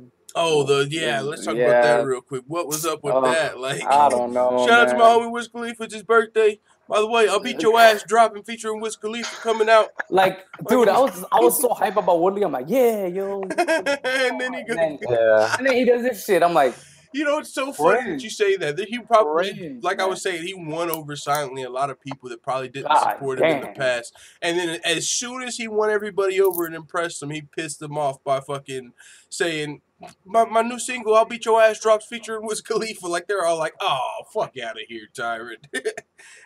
Right, immediately after. it doesn't help that Wiz Khalifa is terrible now. Like he was all right, I guess, in like what 2007, but yeah, Wiz Khalifa like Snoop Dogg training MMA, celebrity MMA? Question mark. I mean, his newest album or whatever that he just came out with is one of the worst. Like he hasn't improved. It's like a parody of his old songs. Like he just uses some of the same catchphrases and stuff. But oh my god, laugh. Yeah, it's so bad. But Wiz Khalifa training MMA. I was gonna pull up. Okay, so what y'all think about that co-main event? Jessica Andrade, dude, knocked out Karolina Kowalkiewicz. Cold. Holy shit! Yeah, I in wasn't the surprised about that, strawweight man. fight. You weren't surprised by that knockout? The fashion it came. I knew that was a terrible matchup for Karolina because she gonna stay in the pocket, and you don't want to do that with somebody like Andrade, who's just so much stronger than most of the girls in that division. Oh yeah, Carolina definitely ain't gonna back down, but she's not gonna you know circle out, use a jab. Nope. Fuck that. She gonna fight, so she fought. Really, it's TMZ. We can't even play that. A tribute. But yeah, man. That knockout, that was crazy. I didn't expect that first round knockout from Jessica Andrade. I expected her to win possibly. But yeah, man, now I don't think there's a question as far as who's next for the title, you know. I mean, you know, depending on when Rose comes back, Jessica Andrade, she don't got all the money in the world to sit around and wait. So if she's forced to fight a different fight, she might take it, but she's definitely the #1 contender. But also another female flyweight that stood out on the card, Tatiana Suarez, fucking Ooh. Tatiana Nurmagomedov and shit. Definitely Tatiana Nurmagomedov. What did you think about a potential matchup between Tatiana and Joanna Jędrzejczyk? That's what I want to see. I want to see Joanna versus Andrade. I mean, Rose versus Andrade and Joanna versus Tatiana. Those are the two fights that I think are perfect for the strawweight division right now. Last night, man, the strawweight. If Forward asked me, and I'm going to prep you guys for this because you guys didn't know, but he asked me to prepare my top 5 favorite divisions in the UFC. So we're going to ask that toward the end of the show. So your favorite 5 divisions, and I bring that up because fucking boy did strawweight make a run last night. female strawweight after last night. Claudia, I mean, all the girls put on the show. Even before that, even fucking Lucy Pudilova and Irene Aldana at bantamweight on the Fight Pass prelims. That was like fight of the night contender early on. So, a lot of dope WMMA last night. Did you guys talk about Andrade already? No, yeah, we were just talking about that fight. I was just asking, yeah, what you guys think about Andrade and Karolina? You hear me, Forward? He muted himself. Oh, he muted himself. Yeah, no, Forward. That's what we were talking about now. If you want to give your thoughts on Andrade and Karolina. Yeah, did you see a lot of people are accusing Andrade of steroids? Oh yeah, like they were. Yeah. Like it was crazy. I was like, oh. She's a fucking big girl. She used to fight at 135. I mean, of course she's big. She's big, and she uses so much like power wrestling, like lifting people up and shit. It makes her look like she uses her strength a lot, I guess. Her back compared to her whole other part of her body is just crazy. Yeah, but I think it's partly the way she's built. Like, there's all kinds of trolls too that want to say that she's a dude or whatever, like because she's just built. She's so yeah. But she's if you don't pop, then I can't say nothing to you. Right. But she's so small and stocky that she just has that power built frame. Like she's lower to the ground. She can get under your hips, and like when she throws her punches, she's right on your chin level. Like her power is coming right into your chin. Like it's just she's the perfect height. I don't know. Her arms are short. Like yeah, man. And she used to fight at bantamweight. You know what I'm saying? That's crazy. Like she's got a lot of potential in this division. But yeah, the steroid accusations, man. I mean, her nickname's Mini Cyborg. How funny! Not only are they saying steroids, but you said they're even saying she's a dude. I think people are just hating on her. I don't know. Maybe it's because I don't know. Just because she's a beast. Was so pretty. Yeah, Carolina's so pretty, you know. So I mean, they're hating on her. Like she's not a fucking supermodel, and she just knocked out Carolina, who a lot of people are fans of, and shit like that. So maybe that has something to do with it. Jealousy. Carolina said she was happy that she saw Joanna lose by knockout. Yeah. I'm sure. I wonder if Joanna's gonna be on Area Helwani's show tomorrow. Like, talking about it. Like she's a bad person. That's why she lost by knockout. What I tell you. I think Joanna doesn't want anything to do with Tatiana. That's my opinion. Ooh, that would be a fight. That's one of the only matchups for. I mean, that's a fresh matchup for Joanna, which is kind of hard to find. Be crazy. I don't know if that's fair to say, but after certainly. You could be right. Joanna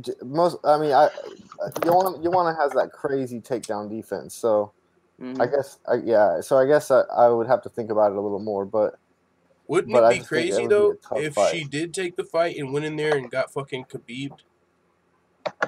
Like Joanna getting ragdolled by Tatiana. Wouldn't that be crazy? I think Tatiana and Andrade might both be able to beat Rose. And that's a good point. Because styles make fights, man. Rose, she beat Joanna, but can she beat these fucking killers coming up? It's still to be seen. She's got the potential, but it's definitely no gimme. I would be surprised who would be the favorite in that fight. To beat Andrade. Yeah, but it's gonna be a tough fight. I mean, it could be easy if she just, circles out. Because Andrade still just comes forward like an idiot. These are the top female strawweights in the world. I don't think it's just as. I mean, it's easier said than done. Joanna has shown it can be done. Joanna has shown it can be done. But yeah, man, maybe Rose can. She is, you know what I'm saying, the best strawweight in the world for a reason. She did beat Joanna twice. So, but either way, I want to see the fight. I hope she. You know what I'm saying? Rose Namajunas. I want to hear an update from her soon. She had a neck injury, which always sounds scary, but it was one of those injuries that's actually not super serious. She was just taking the time to heal up because she had the time. But she was probably still, she said she was mentally shook from Italy. Well, oh, yeah, that's another thing. I wonder if she's even going to be able to come back and fight. I wonder if she's going to be even mentally ready to, you know what I'm saying, come back and fight. But no, in the interview, they did say, she trains. The only time she comes out the house is to train. You know what I'm saying? So she's still training. Yeah, I'm not trying to be mean, but is she scared that dollies are under her bed or something? I guess that somebody's gonna. I don't know. Maybe a window's gonna break. I don't know, man. I don't know. Just mentally shaken up, Yeah, I hope she gets better though. Yeah, I hope she gets better, man. Let me say something on this fight, right? So before I even get interrupted again, because I got too much family around. But all right. So this fight with Rose and Andrade, what did you guys make of the fact that Andrade was literally just walking forward, just happy to take punches? Because let's be real, KK hit up with a couple of decent punches where Andrade was like, you know what? Well, she didn't even say let me just wait. She was just like, okay, I'm gonna take a few to just hit a few, and eventually she was able to capture that right hand. But I would say I'm impressed with the knockout, and I was still to a degree impressed with the performance, but. Remember, you can't be just walking forward like that against, let's say, a Rose or a JJ, because they're going to have the ability to cut off the ring, move off at ankles, and actually be able to, let's say, point fight you over 5 rounds to the point where they're going to be able to land enough strikes and wear you down over 5 rounds. And I don't know with Rose if you can just walk down on Rose, because you see Rose has got the power to, give you some problems. Maybe not one shot knockout power, but certainly the power to drop you. So, I mean, do you think Andrade can just, let's say, just go into the cage and walk Rose down for 5 rounds? Hey, Ford, I said the same thing, man. I don't think she'll be able to just walk Rose down, but even if she doesn't just walk her down, you know what I'm saying, she'll eventually probably be able to get her hands on her. It's not like she just has to knock her out. She'll also likely have a better grappling. So, I mean, I think, yeah, Rose has the potential to, circle out and maybe stay on her feet a little longer than Carolina, but Jessica is still, I mean, even if it's not just to knock you out and stand up, if she gets her hands on you, you're probably going for a ride. How do you feel that fight would happen? What would you think would happen in that fight? So for the longest time, I thought Andrade would be. Well, I mean, I thought Andrade is still the worst matchup. Although I haven't seen Suarez, I don't even know because Suarez is looking kind of dangerous. But the thing is, if I could easily see a situation where Rose drops Andrade the way she was fighting how she fought yesterday, because Rose is no mug. She can hit and she will be able to find the right spots to counter strike. And I feel like Andrade can't be that reckless going forward against her, because as much as everyone was impressed saying, "Oh my god, what great knockout power," I look at it more deeply than that. I feel like but KK caught even a couple of good shots in there. Her chin is just stupid at that division, because I remember when she fought Joanna, she was eating head kicks and shit, and she fought Claudia. Claudia hit her with some shit, and I thought she was rocked multiple times in that fight, and she was just coming forward. I'm like, so I kind of just accepted the fact this bitch is gonna come forward. She's happy to eat a punch, but I mean, I feel like she got stunned by one of the punches yesterday, where she's like, well, for 1 second she was like, well, okay, that one kind of hurt me a little bit, but maybe not enough to stop her in her tracks. But I just feel like Rose got that little bit more, where she's got to be just a bit more careful in there. I mean, Rose obviously has very good skills, but he's not a. He likes strength. That might if she does. That could definitely affect her. At first, I was thinking maybe Rose was developing some power when she knocked out JJ, but then in the second fight, I was thinking maybe she didn't. Maybe it was just JJ, like, off night, bad cut, whatever it was.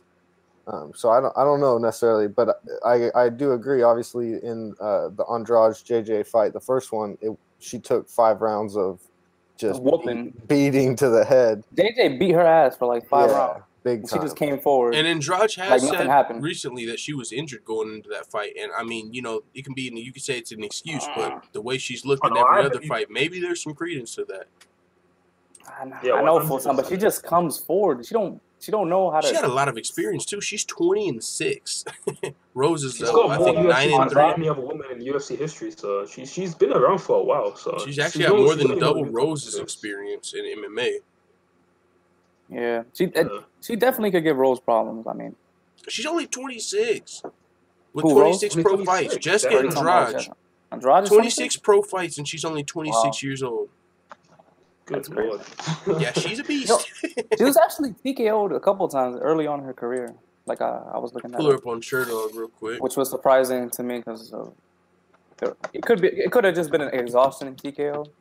Like she wasn't really hurt to the head, but just so tired she couldn't do anything. Yep, that could have very well been the case, especially earlier in her career. Because for fuck's sakes, the shit that Claudia hit her with, the shit JJ was hitting this bitch with, and she just keeps on coming. That's scary to fight somebody like that. He just eats whatever. Only loss was to Joanna, other than at 135. I mean, you know, there's a lot of fighters that come out after their fights and say they're injured. You know what I'm saying? And you're like, all right. I never buy that.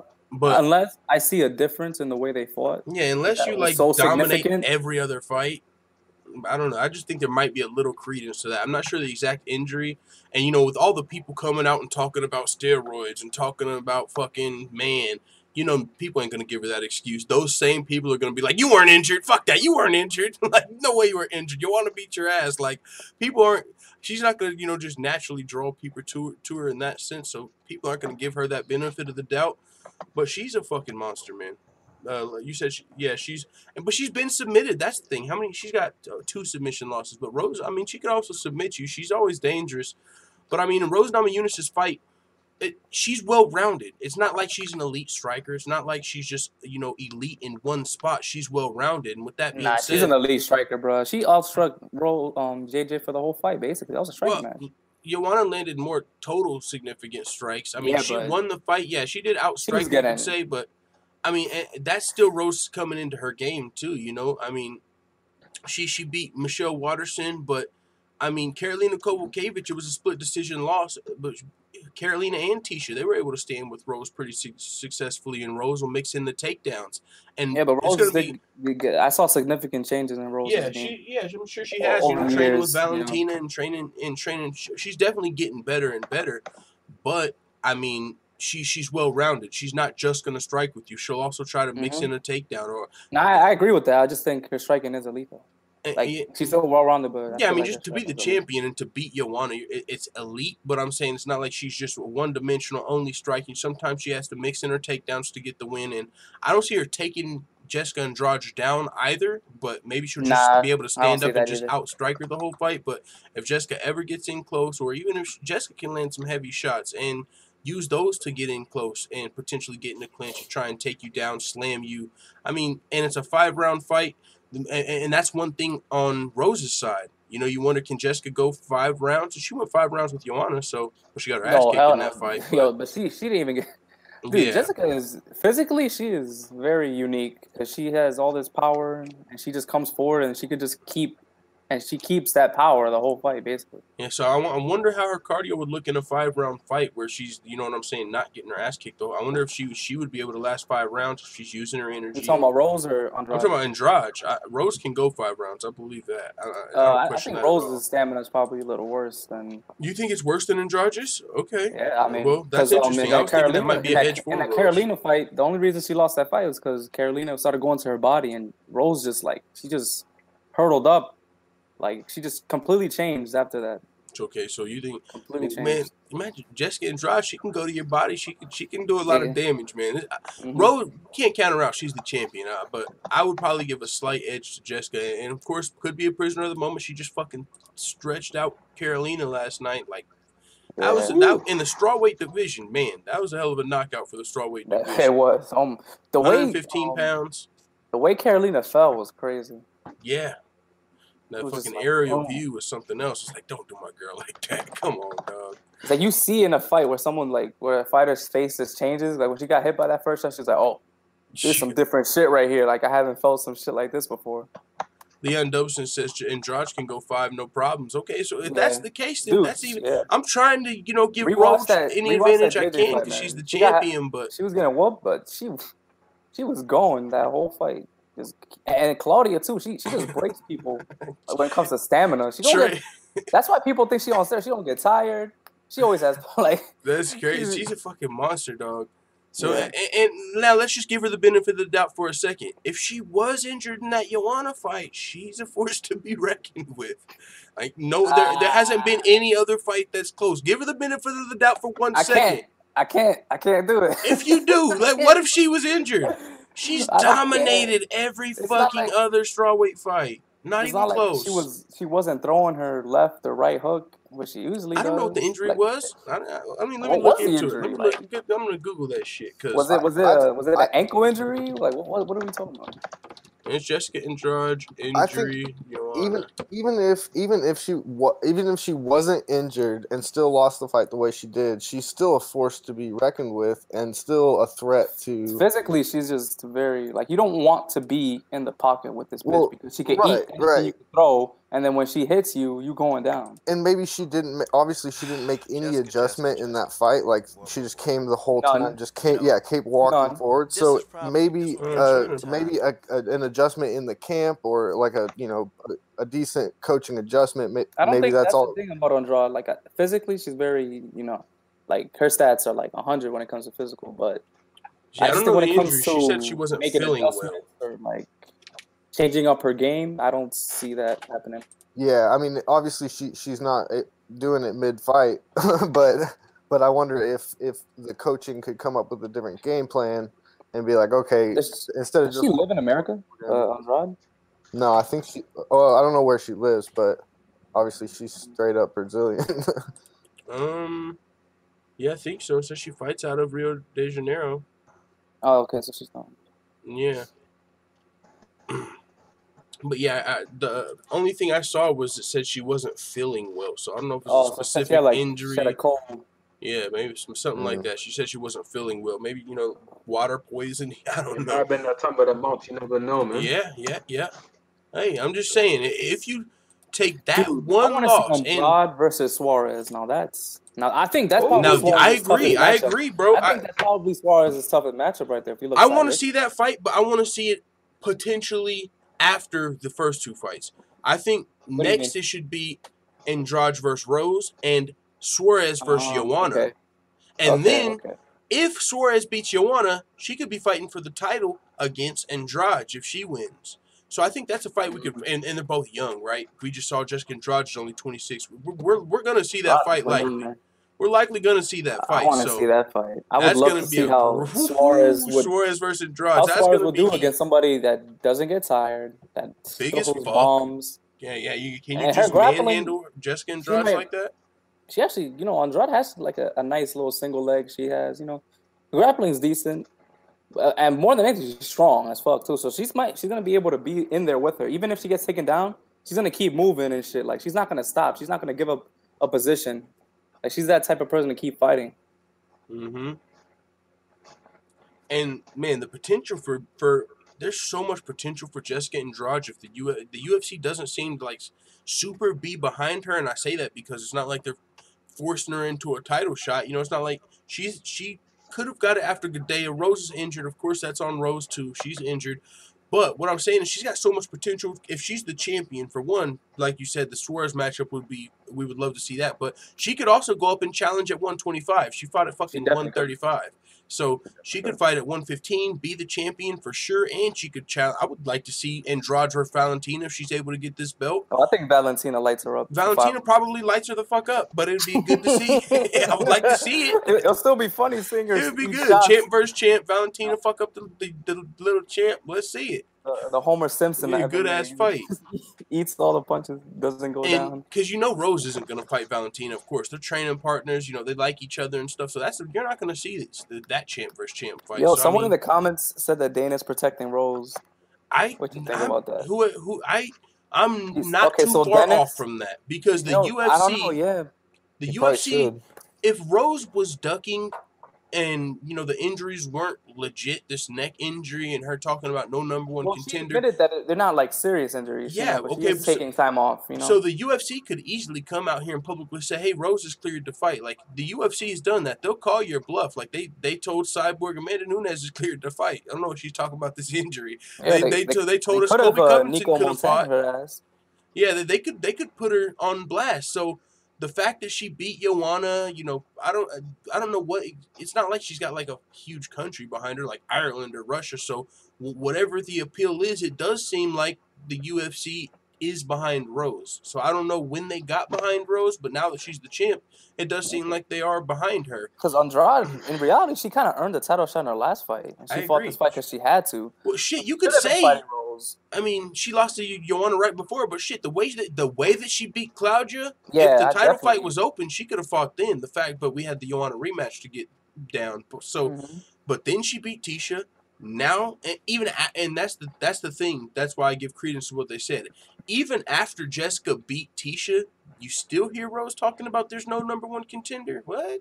So that's kind of why I'm like, this guy might be onto something. He might be. We need to hear from Rose from here.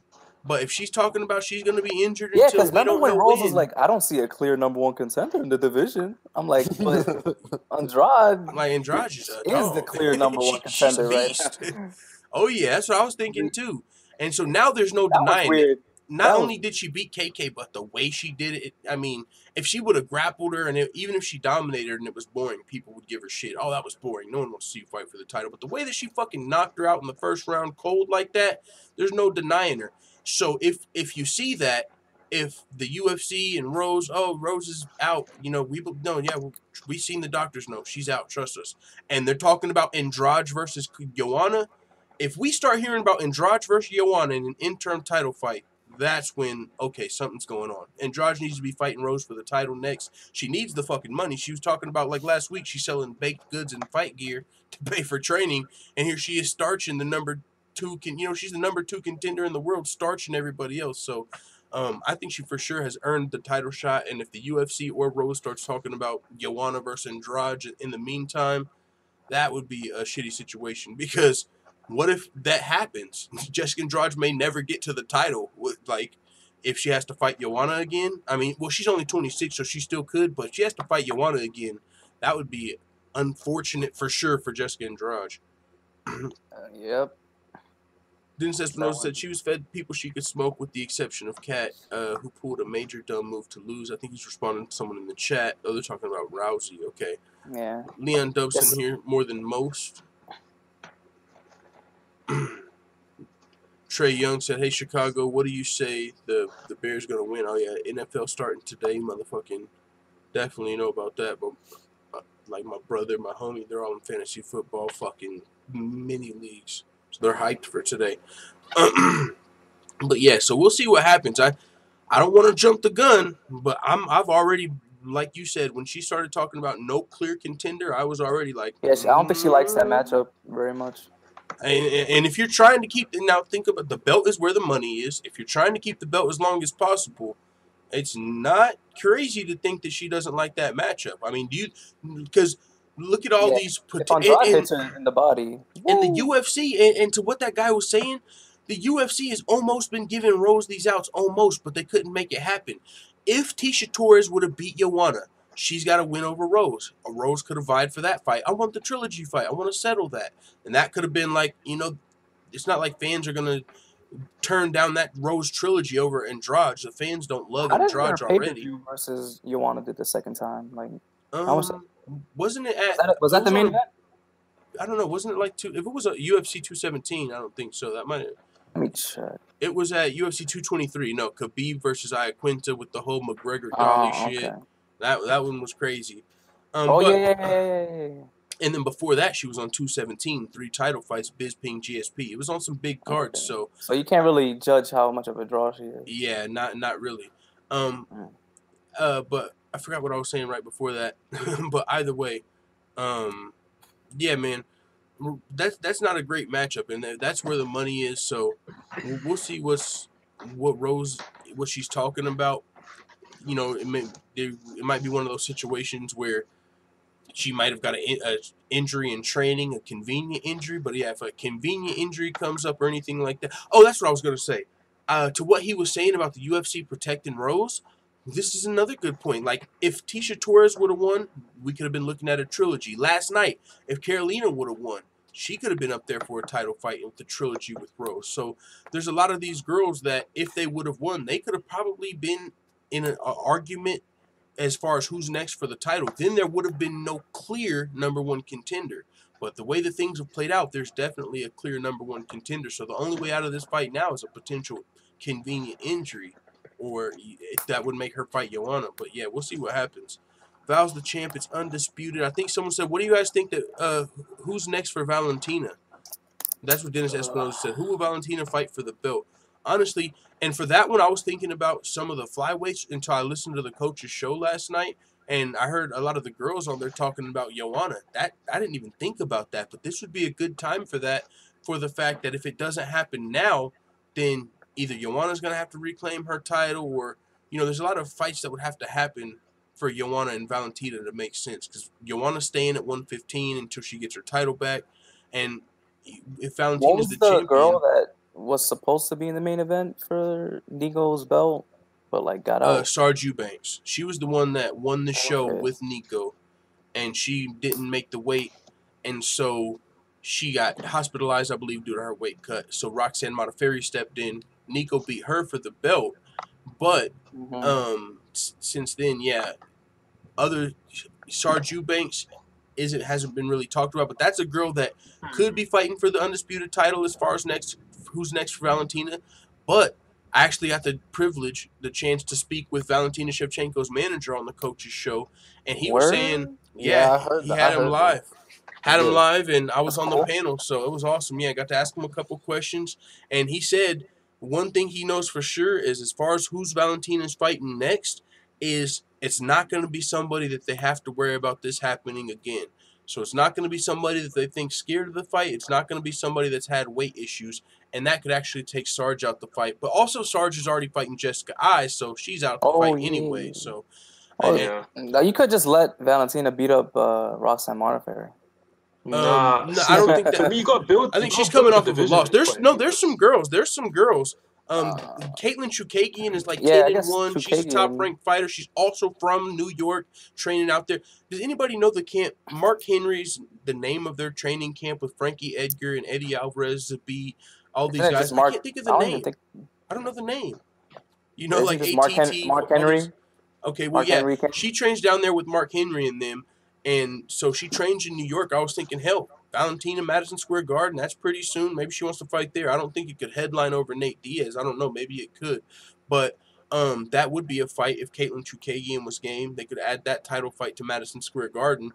But I think somebody said that it wouldn't be Caitlin Chukagian. But, I mean, that was just someone in the comments. And she offered to step up on short notice against Valentina, but I don't think she could make the weight. So it could be Chukagian if it's at flyweight. Chukagian's big.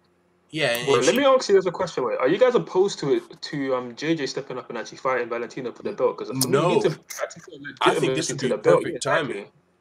I think it would be perfect timing. I didn't even think about that possibility until I was listening to the coach's show. Beat up someone else from the whole from the top show where Montana obviously won the belt. Like, that's kind of already lost its kind of like intrigue, where the whole point was, the winner of that goes to fight someone like Shevchenko. But we've seen that person kind of pull out. They've kind of made this all look like a bitch in the media. So it's like, let's just actually give that belt some sort of prestige. And the only way to do it is by giving them the biggest name in the women's, in pretty much in all the women's divisions, which is JJ. So you throw in there with Shevchenko. Do you think Joanna would take that fight? Do you really think Joanna would it's a take the good fight? time to take the fight because let's be real. She's got 2 losses to So do you Valentina. think Joanna would take? She got 3 losses to Valentina in Muay Thai. Well, okay, now this is what I was thinking about from yesterday. Why, if I'm JJ, why would I want to fight someone like Suarez and taking that L when you can just go up and fight for another belt? Like you can go and take a belt against Shevchenko, and then let's say if you lose, you can be like, you know, I lost to someone that I've already lost to before in Muay Thai. It's at a different weight class. You know, the weight cut wasn't all that good. Maybe 3 times they lost. She lost her 3 times. Exactly. But why would you? I'd rather go risk losing a title fight than risk losing a 3-round contender fight against someone who's gonna probably hold you down for 3 rounds and beat the shit out of you. So that's how I look at it for me. But no, I think this would be a great time because it's for the inaugural belt, and like you said, it would be. I mean, Valentina versus Joanna, even though they had their history in Muay Thai, and yeah, you'd probably still pick Valentina to be the favorite. This would be a big fight. We know about Joanna's skills, and also Joanna Jędrzejczyk has had notoriously bad weight cuts cut into 115. So, I mean, there's that factor too. How is she going to look in MMA against Valentina? It's a fight that we've wanted to see for a while, but I didn't even think we were going to get the chance to see unless Joanna got the belt back. And I was like, okay, maybe Andrade beats Rose, and then Joanna gets a title shot, and she gets the belt back, and then she can go up and fight Valentina. But if we don't want to have to wait for all of that shit to possibly happen, this is going to be the best chance to get these girls together. The title's vacant. Joanna, make your move to flyweight, see how you do, and versus Valentina. So, I mean, I would like it if it happened, but if it doesn't happen, I mean, I'd be cool with that too. I mean, if it was like Chukagian or someone, but I think that would be the biggest fight possible as well. I mean, Joanna's definitely a bigger name. Go ahead. I don't know if I'm necessarily dying to see it. I think, like Infamous said, I would expect it to be kind of a lopsided fight. But I don't know. Well, you didn't say that. You didn't say, I mean, what's it going to be? What's it going to be? Shevchenko fights any of these other women at 125. Right. That's going to be even worse. So at least it has a big fight feel to it. If you know what I mean. The reason I think that is because, I mean, if she lost to her 3 times in Muay Thai, I think it's at least in her mind that she's not a better striker, and so it's not like JJ is going to come in there and go, "Oh, I'll rely on my wrestling and my jiu-jitsu."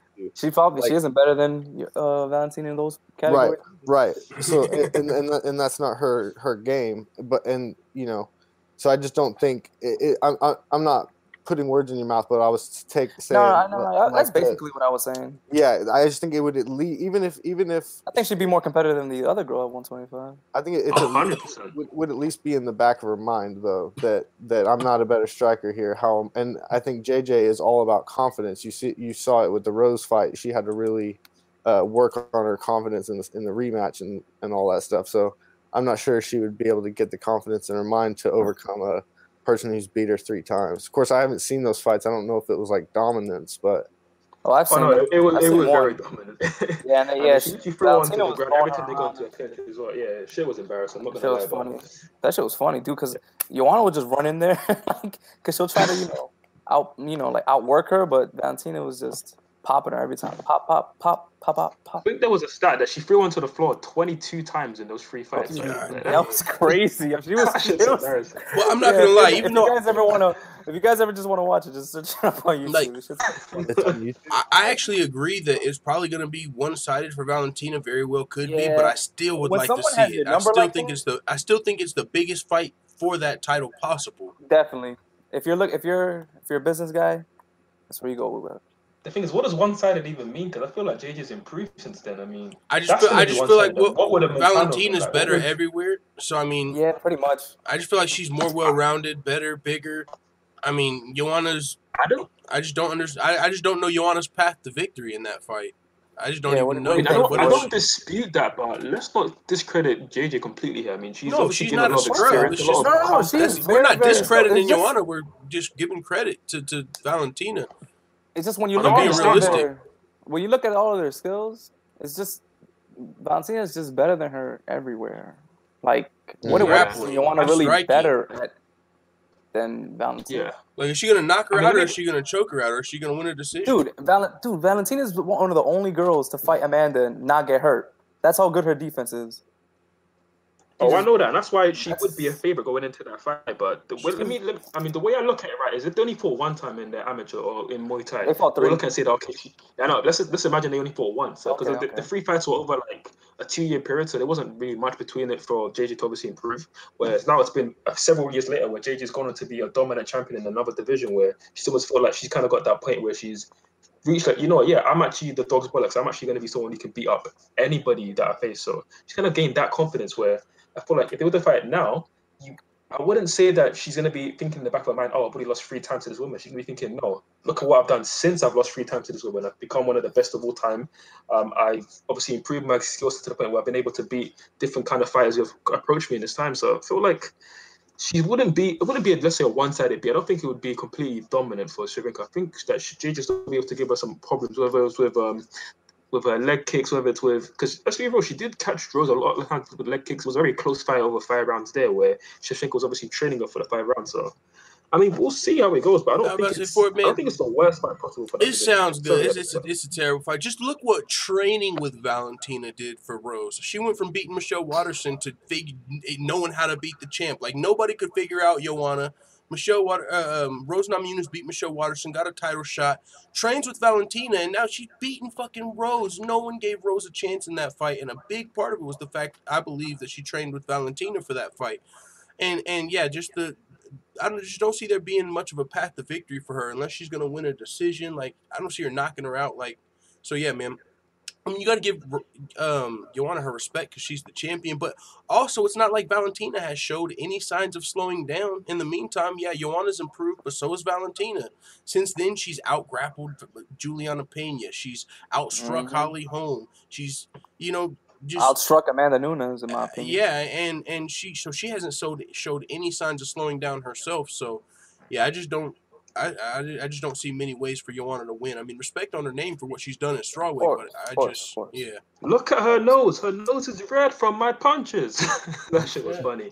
Yo, we'll see. Shit's gonna be interesting. Oh, and Joanna too. She gets bruised easily too. That's another thing. Oh yeah.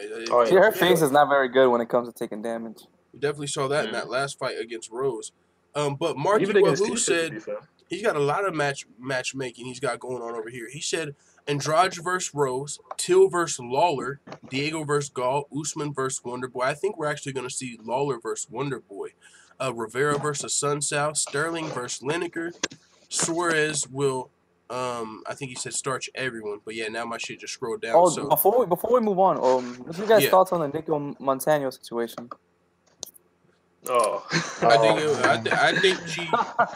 they made a decision. I think that was a decision. I don't think this was an accident. Oh, I accidentally missed weight. I think that there was a decision. I don't know if it was Nico's decision, her camp's decision. I don't know where it came from, but I think they sabotaged her weight cut to get out of this fight, man. There's just too many signs pointing to that. I'm sorry. In the embedded, okay, so she made a post. She made her post responding to all the heat she's been getting and to Valentina. Yeah. So she called. Did you see the post? Yeah, I got it up. Oh, okay, yeah. So she called Valentina a bully or whatever, and then she said that her sodium levels were too high or what. I'm like, dude. That's because you're eating too much bullshit. Clearly, the sodium level that was too high. Yeah, I remember on the embedded there was a snack. She was like eating snacks and shit. There was a snack that she got, and she was like, "We're looking for no sodium, no something, so we don't retain all our water. This one only has a little sodium, so we're good with this one." She went in and killed the whole bag of them things. Sodium. So I got a little sodium unless I eat the whole bag. I'm gonna make a video on that, just showing her. I swear, on that embedded episode, she's like, "These only have a little sodium, so we're good. Just a snack." She killed the whole bag, dog. She pulled a Khabib. No, I totally understand why, and fans have a right to be pissed, especially the people who spent like thousands of dollars to go see this fight and all that kind of stuff. I can't speak for them. I can only speak for myself. She said that Valentino had to be in La La Land to believe she wasn't going to make it to the fight. Yo. Yeah. She made it so bad for herself.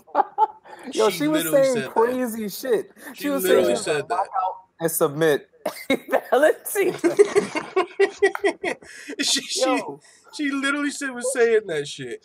But you know what's funny? Now looking back at her interviews and and if you look at her demeanor in the interviews and shit, it was one of two things. She either was tired of people asking her these questions, or she knew some shit was up. And now I think she knew this whole time she wasn't coming to this fight. You know, she was getting asked these. This whole man, she did not plan on fighting Valentina. I don't buy it, man. Personally, I feel like it reflects, and I mean, obviously it reflects bad on Nico. You can't really get around that, but I think it reflects pretty bad on the UFC. Yeah. and some specifically, culpability for sure. yeah, specifically that she had a belt to begin with is. Yeah, that should have never happened. Yep. I mean, yeah, she didn't necessarily earn that the right way, and this is what happens when you have a person sitting with the belt. Like they kind of created the situation, so I understand people are like, she held up the division for 9 months, and then now she pulls this. I'm like, well, the UFC gave her a belt when she only had what 7 wins, 6 wins. Yeah, like, no, 6 fights, 4 wins, 6 right, fights. Ever, yeah. And actually, so, it was 5 wins because she had to fight Roxanne to get the belt. Right. So yeah, that was her 4th win. So now she's gonna have to go fight one of the craziest killers on the history of the planet. If you're talking pound for pound, she might be the pound for pound greatest fighter on the planet, translating to multiple weight classes. No one else has done it yet to the highest level, to multiple weight classes. So I kind of feel like they created the situation. But yeah, for sure, she was in a shitty situation, but she also led us all to believe she was gonna fight. Had people thinking they were gonna be seeing Valentina. If you're not gonna fight, vacate the belt. Don't fucking go up to the last minute. Have people buying tickets wanting to see Valentina fight. The last minute. That's what I'm saying. So that's where the culpability comes in for her. It's like you should have just vacated. Like said, yo, I'm not ready for this. Yeah, it would have looked bad, but I mean, no doubt. She definitely deserves. Would that have been worse? I guess this way, you know what I'm saying? I guess she gets to save fans. If she just comes out a month ago, like, you know what, guys, I'm not ready for this fight. People are like, what? I don't know if that's worse. You know, she said that she's coming for her belt back. Ooh. Yeah. Okay. Well, it's gonna be. I don't know if she can beat a lot of these top girls. I got the rankings pulled up, man. This flyweight division since it opened, yeah, there was the tough show, but girls have been filling in. You got Caitlin Chukagian, Alexis Davis, Liz Carmouche, Jessica I, all girls that were former bantamweights that would have loved to have been fighting at flyweight if it was open, and they're looking great in this division. I mean, you got a couple girls still in here off the tough show, and Sarge Eubanks is actually skilled. She don't have a lot of experience, but she's actually pretty skilled. I haven't seen her fight. She just fought recently, actually, and she won. She beat Lauren Murphy. Yeah, so, I mean, she won the show as well, for whatever that means. Can she beat Valentina? Probably not. But she definitely is one of the better girls from the show, which that is why she's ranked so high. But we'll see how she does, just like Nico, against these other girls who were fighting that weren't on the show. Like, Alexis Davis is big. And I think Alexis Davis has a win over Shevchenko, by the way. That might be who she fights. As far as who her potential, one of these girls has a win over Shevchenko back in the day. And now they're at flyweight. And so I think let me pull up Valentina Shevchenko's record. And so they could be who Valentina fights, trying to get that rematch, actually. Valentina Shevchenko. There's a little bit of an echo on somebody's line. I'm not sure exactly whose it is, but Valentina Shevchenko, sure to pull it up like that. Bullet. But yeah, she has a loss early in her career. Liz Carmouche, that's who it is. Not Alexis Davis. It's Liz Carmouche. And so Liz Carmouche has also moved down to this 125-pound division. And she's already ranked 6th. So she's got a win over Valentina. I don't know if she would need one more fight before they put her in this inaugural title fight. But that's surprising. I did not know this. Yeah, it was early in Valentina's career. It was her first loss back in 2010. And it was a TKO over Valentina. So that's her only loss that's not to Amanda Nunes, and she's in this flyweight division now. So, Valentina can beat a lot of these girls, but really, she's got some... The fights ain't going to be as easy as, say, like the girls off the Tough House. Like Caitlin Chukagian, Alexis Davis, Liz Carmouche, some of these girls, they're still going to be some good fights. I wonder how she beat her. Yeah, I would love to go back and actually watch that fight. You know what I'm saying? Second round KO or TKO. It says retirement. Doesn't that mean Valentina quit? Maybe she did after that fight. I mean, she didn't come back. She came back April of next year, but maybe she announced it after that fight. Yeah, I'm not sure. Second round TKO.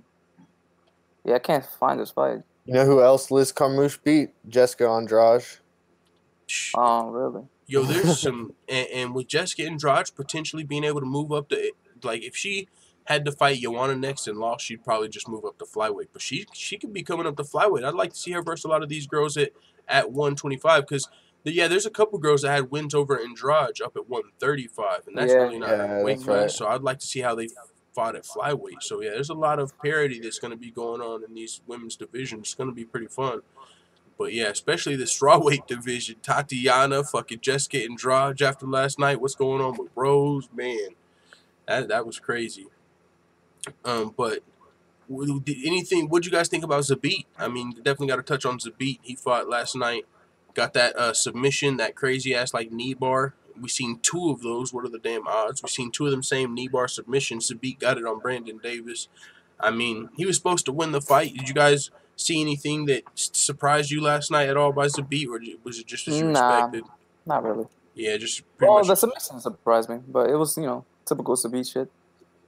Yeah. Yeah, and nothing really all that new. He looked a little bit cautious on the feet, but it's probably because he didn't know exactly what to expect. He was just feeling them out, and then once he got the clinch, it was basically a matter of time. But I feel like a lot more fighters are going to start going for that leg while they're on the backpack. Yeah, like I do too, because it's right there. And I think now that people see it a couple times, that's probably why can like change the meta for it. Yeah. Call it the Aljamain Sterling. Yeah, the Aljamain Sterling, when that one was like to the side, he fucked him up. Now, Aldo actually had it on. I think like Zabit was more of a, because he wasn't flexible enough. Yeah. Aljamain popped the nigga knee. Like, yeah. They were a little. Popped that dude's knee. And they were talking, he was talking hella shit too. And now you probably out for 8 months. Yeah, that's one of the things Aljo said before the fight. He said the fact that he's talking trash makes me want to, you know, beat him up more. Like, just so happened to really fuck him up.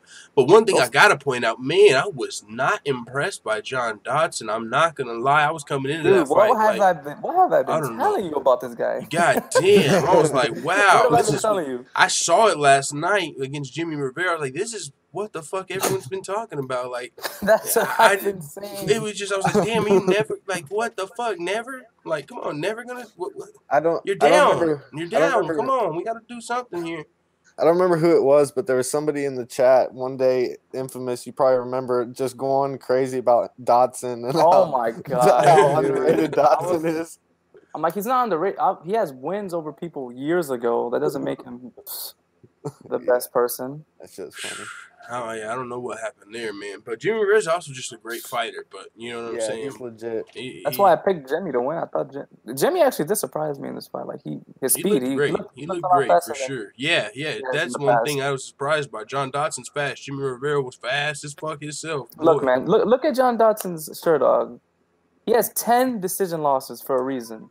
Let me see. This dude. I can't pull up the card right there. He can't create his own offense. You have to be coming forward to this, and he won't come forward. Like he just won't do shit himself. It's either you make a mistake and he capitalizes on it, and that's it. Well, you know what he's got to do at this point? Switch his camp. I mean, that might work. Jackson Wington not doing too great.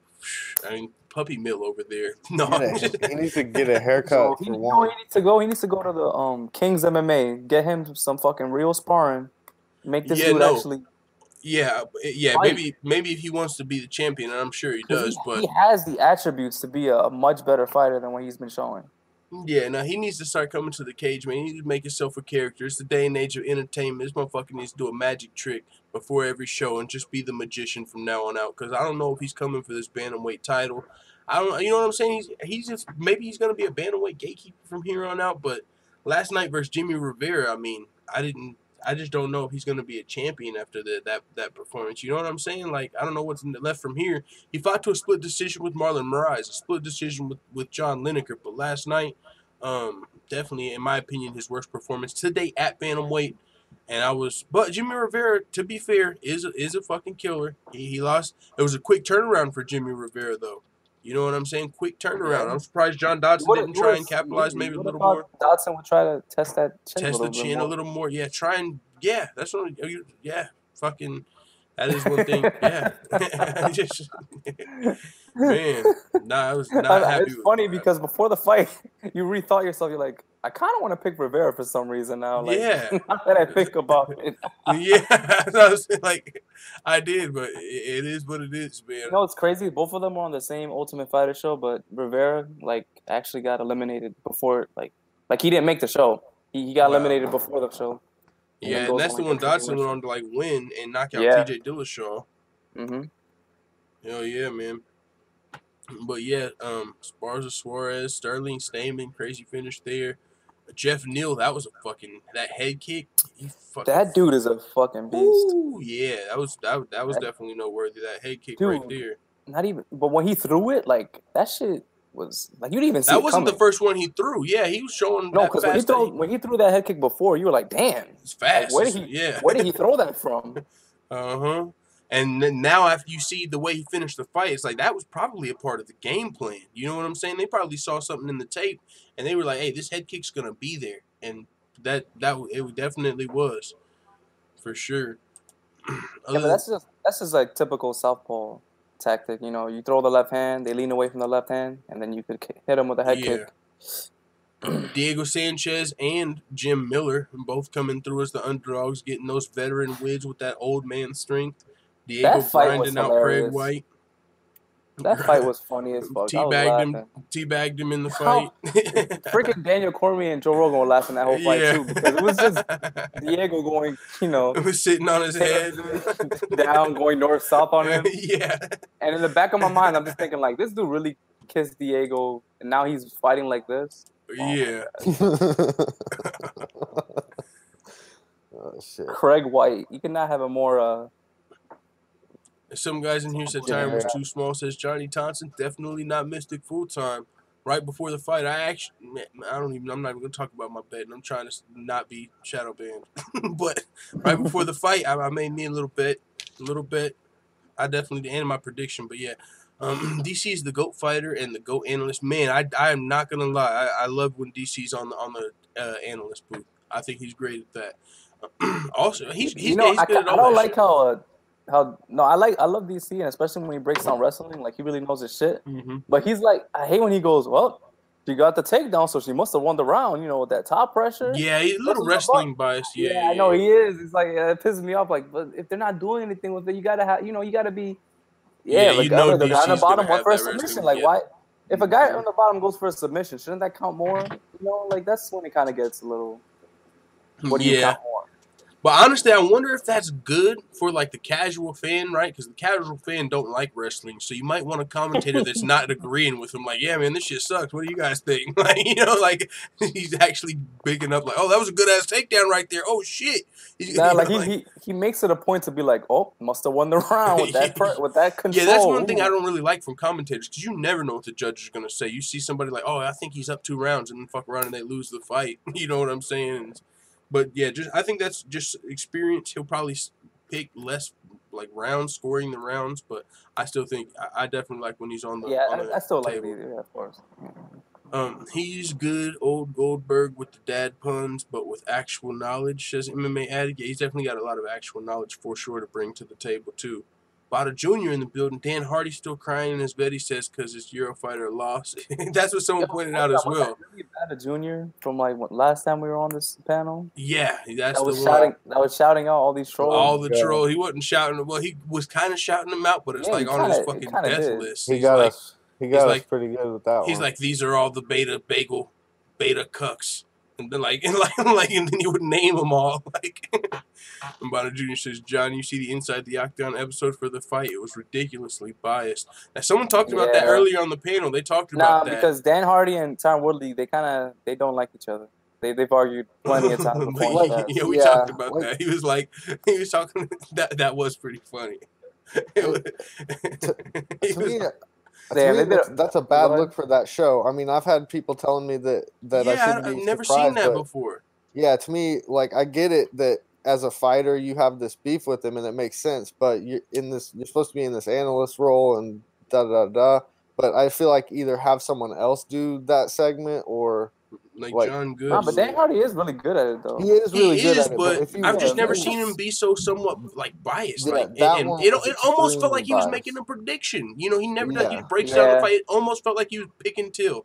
Like, for sure. And then he was like, but honestly, he did mention about Woodley's submission skills. Like he did, because like a lot of people didn't know about that, you know. So yeah, he had 4 submissions early in his career, but I mean, Woodley hadn't submitted anybody in the last 9 years. Now he almost, don't forget, he did almost submit Wonderboy. He almost, but his head popped out. But he went for that guillotine, wasn't able to get it. But yeah, I mean, and he was already guillotine is kind of a low percentage submission. So yeah, it is. Except if you're Uriah Faber. Yeah. Some people get it on lock, or maybe even Brian Ortega. I don't know. Quincy Panola says Dan Hardy didn't seem biased. He didn't. He just seemed like he was pointing out the holes in Woodley's game, you know, and he was just showing you why Till could win, I guess. But I mean, definitely people feel some sort of way. I think there's enough people that feel that. I think the thing is like he pointed out the holes in Woodley's game, but he never talked about Darren Till's holes that much. Well, that and also he talked about every imaginable hole. So he was talking about things that are pretty questionable, like the whole Tyron Woodley's mindset when he was talking about how Woodley went and trained. He saw Darren Till behind him, and so Dan Hardy started doing some like psychology evaluation of why Woodley went and trained extra, and he was like, if you're a champion, you don't care who's in the room with you. So obviously Tyron Woodley let it affect him, and he's not thinking like a champion and all this. Yeah, there you go. Bro, there you go. Come on.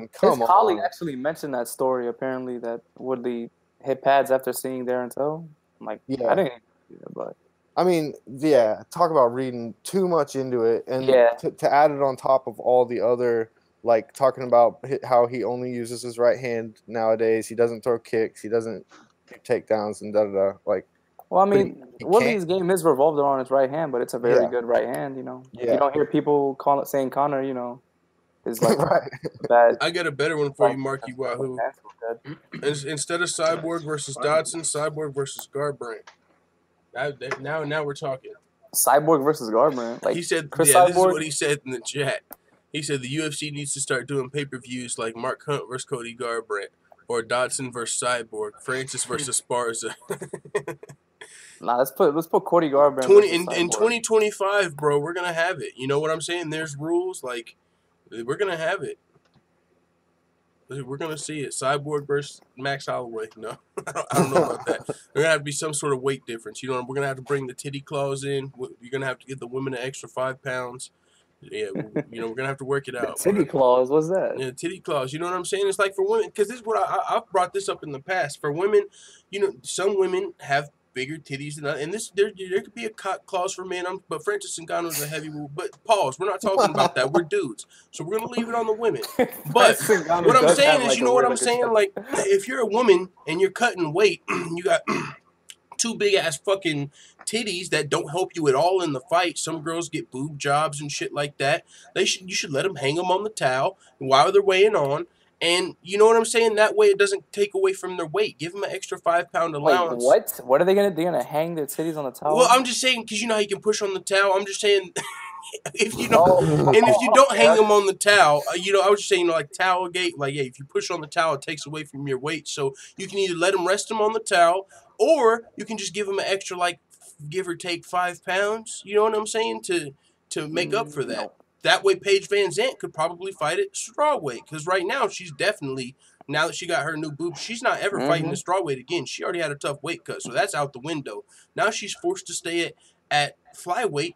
But if we had the titty clause, we could potentially see Paige at strawweight, where she probably should be fighting. So I'm just saying, you know, that's just a thought. Maybe 2025, when we start talking about, you know, men and women, as equality gets closer, I mean, we're equal, you know what I'm saying? But as we close the fucking whatever the fuck we're talking about, men and women become more equal. We'll see these men versus women. There's rules. It's not like it's not like we're watching domestic violence, a fucking boyfriend beating up a girlfriend. We're watching 2 trained professional killers. And well, you actually want to see a guy versus a girl fight? I'm not saying I want to see it. I'm just saying I could see it happening. I don't want to see Logan Paul versus KSI, but guess what? There's money in it. All I'm saying, Cyborg versus Garbrandt, who the fuck's not watching? I'm not saying I want to see it, but would you watch it? I would watch Cyborg. I definitely would watch it. Okay, that's all I needed to hear. Would you buy a ticket? Nah, I wouldn't buy a ticket to it. Logan Paul versus Cyborg. Sign me up. There you go. Logan Paul versus Cyborg. Do you know what Cyborg would do to Logan Paul? Boom. Yes. And now is that not equal? Like, do you want to see a man fighting a woman? No, but I want like that. I would see Cyborg beat the fuck out of Logan Paul. What's the difference? What's the difference? Boom. I just can't get up for that. It's just not right.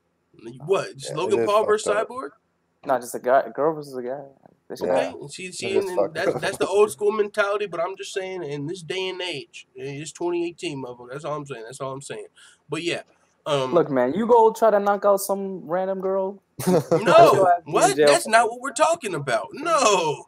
I'm not talking about knocking out random people. I'm talking about athletes. I'm talking about referees in there. I'm not talking about overkill. Don't let Dan Mergliata in there. Or don't let Mario Yamasaki in there. You know what I'm saying? But if there's a weight Cyborg versus Logan Paul, how do you feel bad for Cyborg in that fight? If she's gonna make $1 million and she's not gonna lose, like how can you feel bad for her in that fight? What if she does lose? Wouldn't that be crazy? Wait, do you guys actually think Cyborg could beat Logan Paul? Well, he is kind of. Oh my god! I mean, I don't want to do that. He's kind of big. He might have a chance of just. I don't know. He's kind of big. Oh my god! But she would beat him. As far as standing up, Cyborg versus Logan Paul in boxing, boom, she would beat his ass. I don't know. Sure. He's kind of big for MMA. He is big though. He's like 6'1" or something. Yeah, he's 6'1", like 200 pounds. Let's remember, Cyborg walks around at 170, so that's a lot. Okay, Cyborg versus CM Punk. What about that?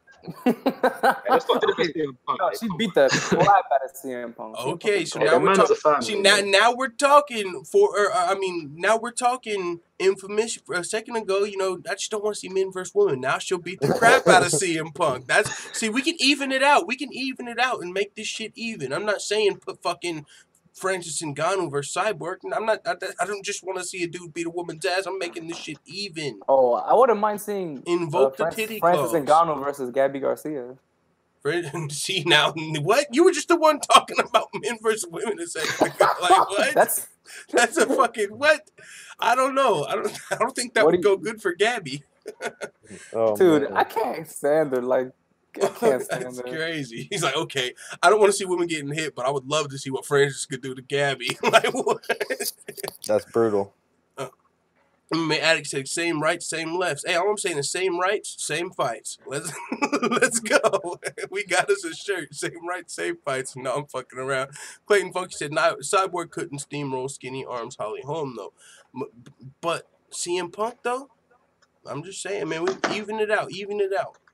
Get that dude from Bellator. CM Punk that's coming like from the Geordie Shore. Man. He's such a bad fighter. Like, it's so obvious when he's gonna punch. Like, he saw the faces he was making when he was punching. Like when they did the slow mo. That shit was hilarious.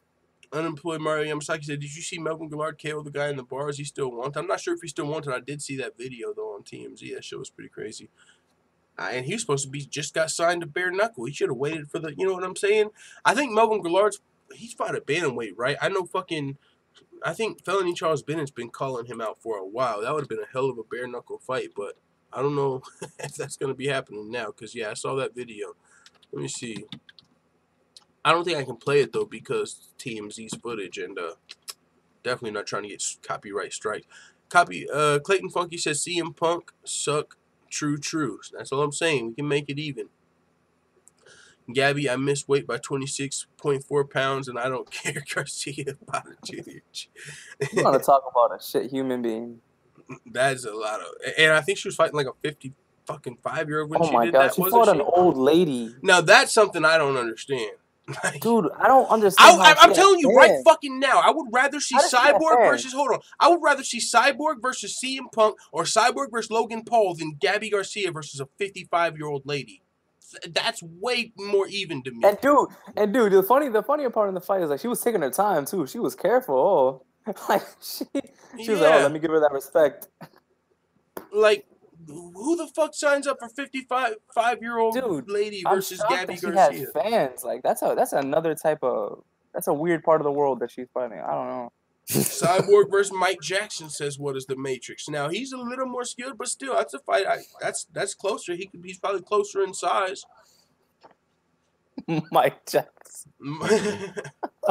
Like we got some good fights, dog. Damn, look at. What about like now? What about this? Like, what about Cyborg versus a top 15, but not the best flyweight man in the world? Like, who's one of the? Let's look at these rankings, man. Men's flyweight. Who do we got up here? How about Cyborg versus Brian Caraway? Cyborg versus Brian Caraway. Get one back for me. Yeah. Hey, that's one. Boom. Well, no, he don't fight at flyweight. He don't fight at flyweight. He fights at bantamweight. We'll give him 20 pounds just for the people that are super squeamish about this idea. Cyborg versus Tim Elliott. Boom. What about Cyborg versus Oka Sasaki? That's all I'm saying. Who wins? Who wins? Cyborg. Or we can leave it on CM Punk if that's too far. Yeah. Full time, did you watch Black Thoughts freestyle? Bada, why you doing me like this? Why you doing me like this? Hey, no, I haven't yet. I gotta pull it up right here. I'm not gonna start it, but I'm pulling it up. YouTube. I got a question for you, Full Time. What's up? What do you think about Jose Quinones? I think he's about to get fucking smoked at UFC 229. I mean, I don't know if it's gonna be a knockout or a submission, but it's gonna be great. I mean, have you started doing the research on that fight though? No, I just started breaking down UFC Moscow earlier. I only got 2 more fights to predict. I was gonna do that, but because that's next. But yeah, no, I'm gonna have to go back and watch 2 or 3 of Jose Quinones' fights for sure. That's one I gotta see. I gotta be ready for it. I'm gonna be watching it with my popcorn. I'm fuck around and send Sean O'Malley some messages like, "Yo, I saw this. Like, I noticed he does this. My uneducated opinion. Watch for this." Yeah, I mean, he's got a few decisions in a row. So but then a submission before that. So I'm hoping he's not too big of a threat to our dude. But we'll see. Don't even dare start.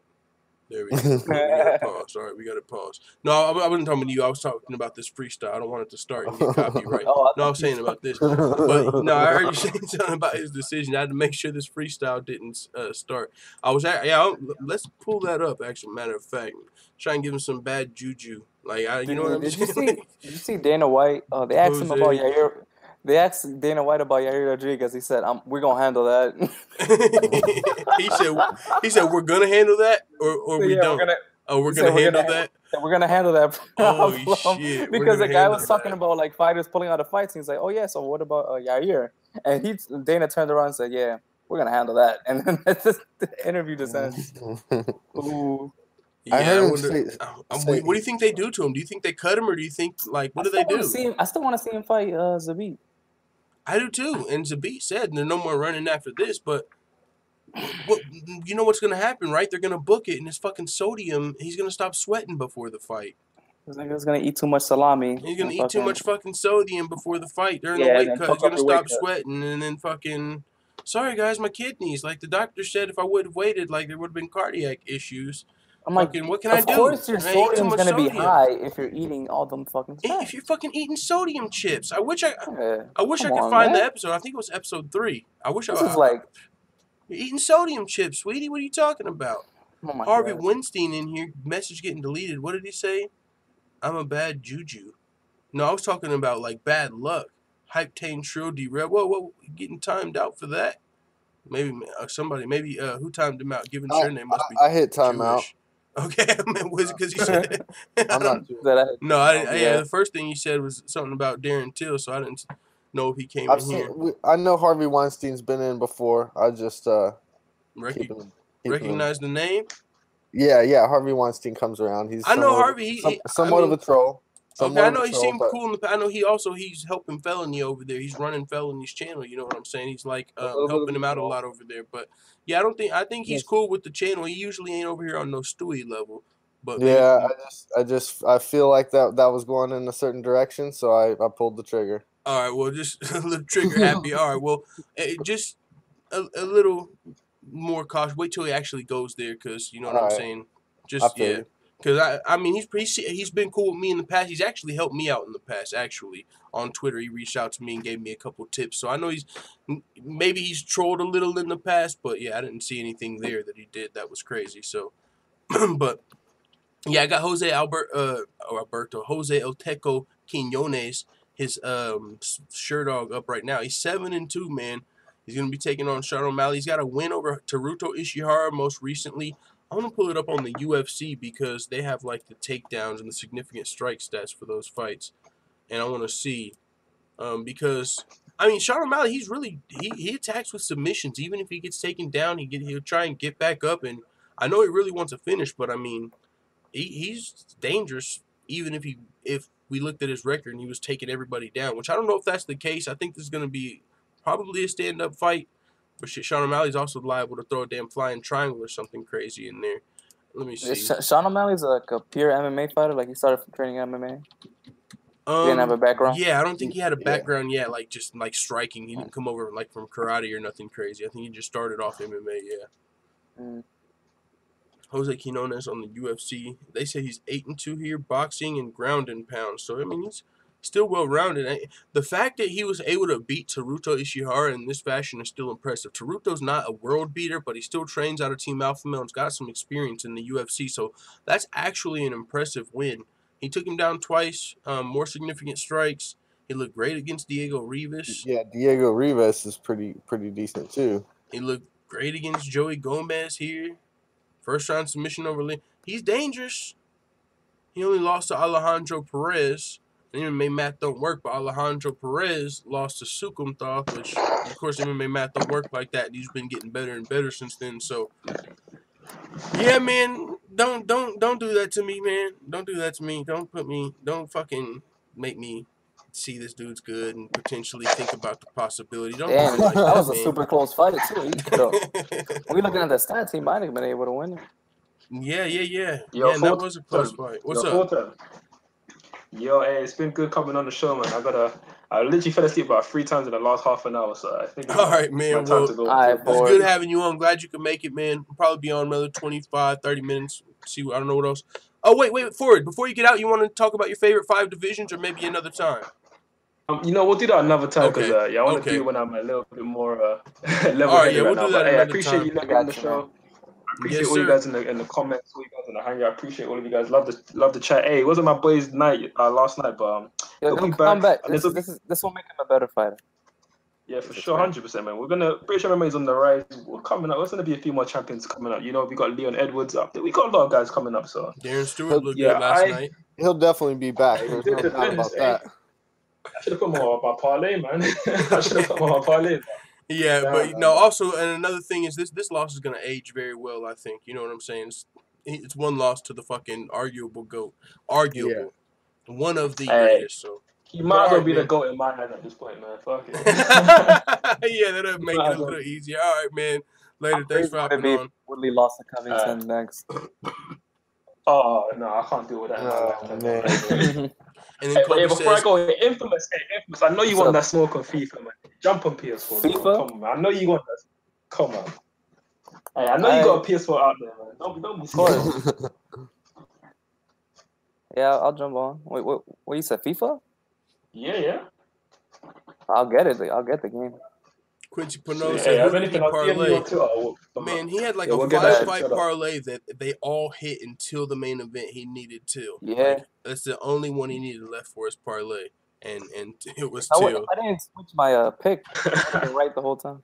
Somebody asked who you parlayed, but I know you're trying to get out of here. So, just before I even go, man, my parlay was Hassan. It was initially Stewart, and it was initially Stewart, Sterling, Zabit, Suarez, Andrade.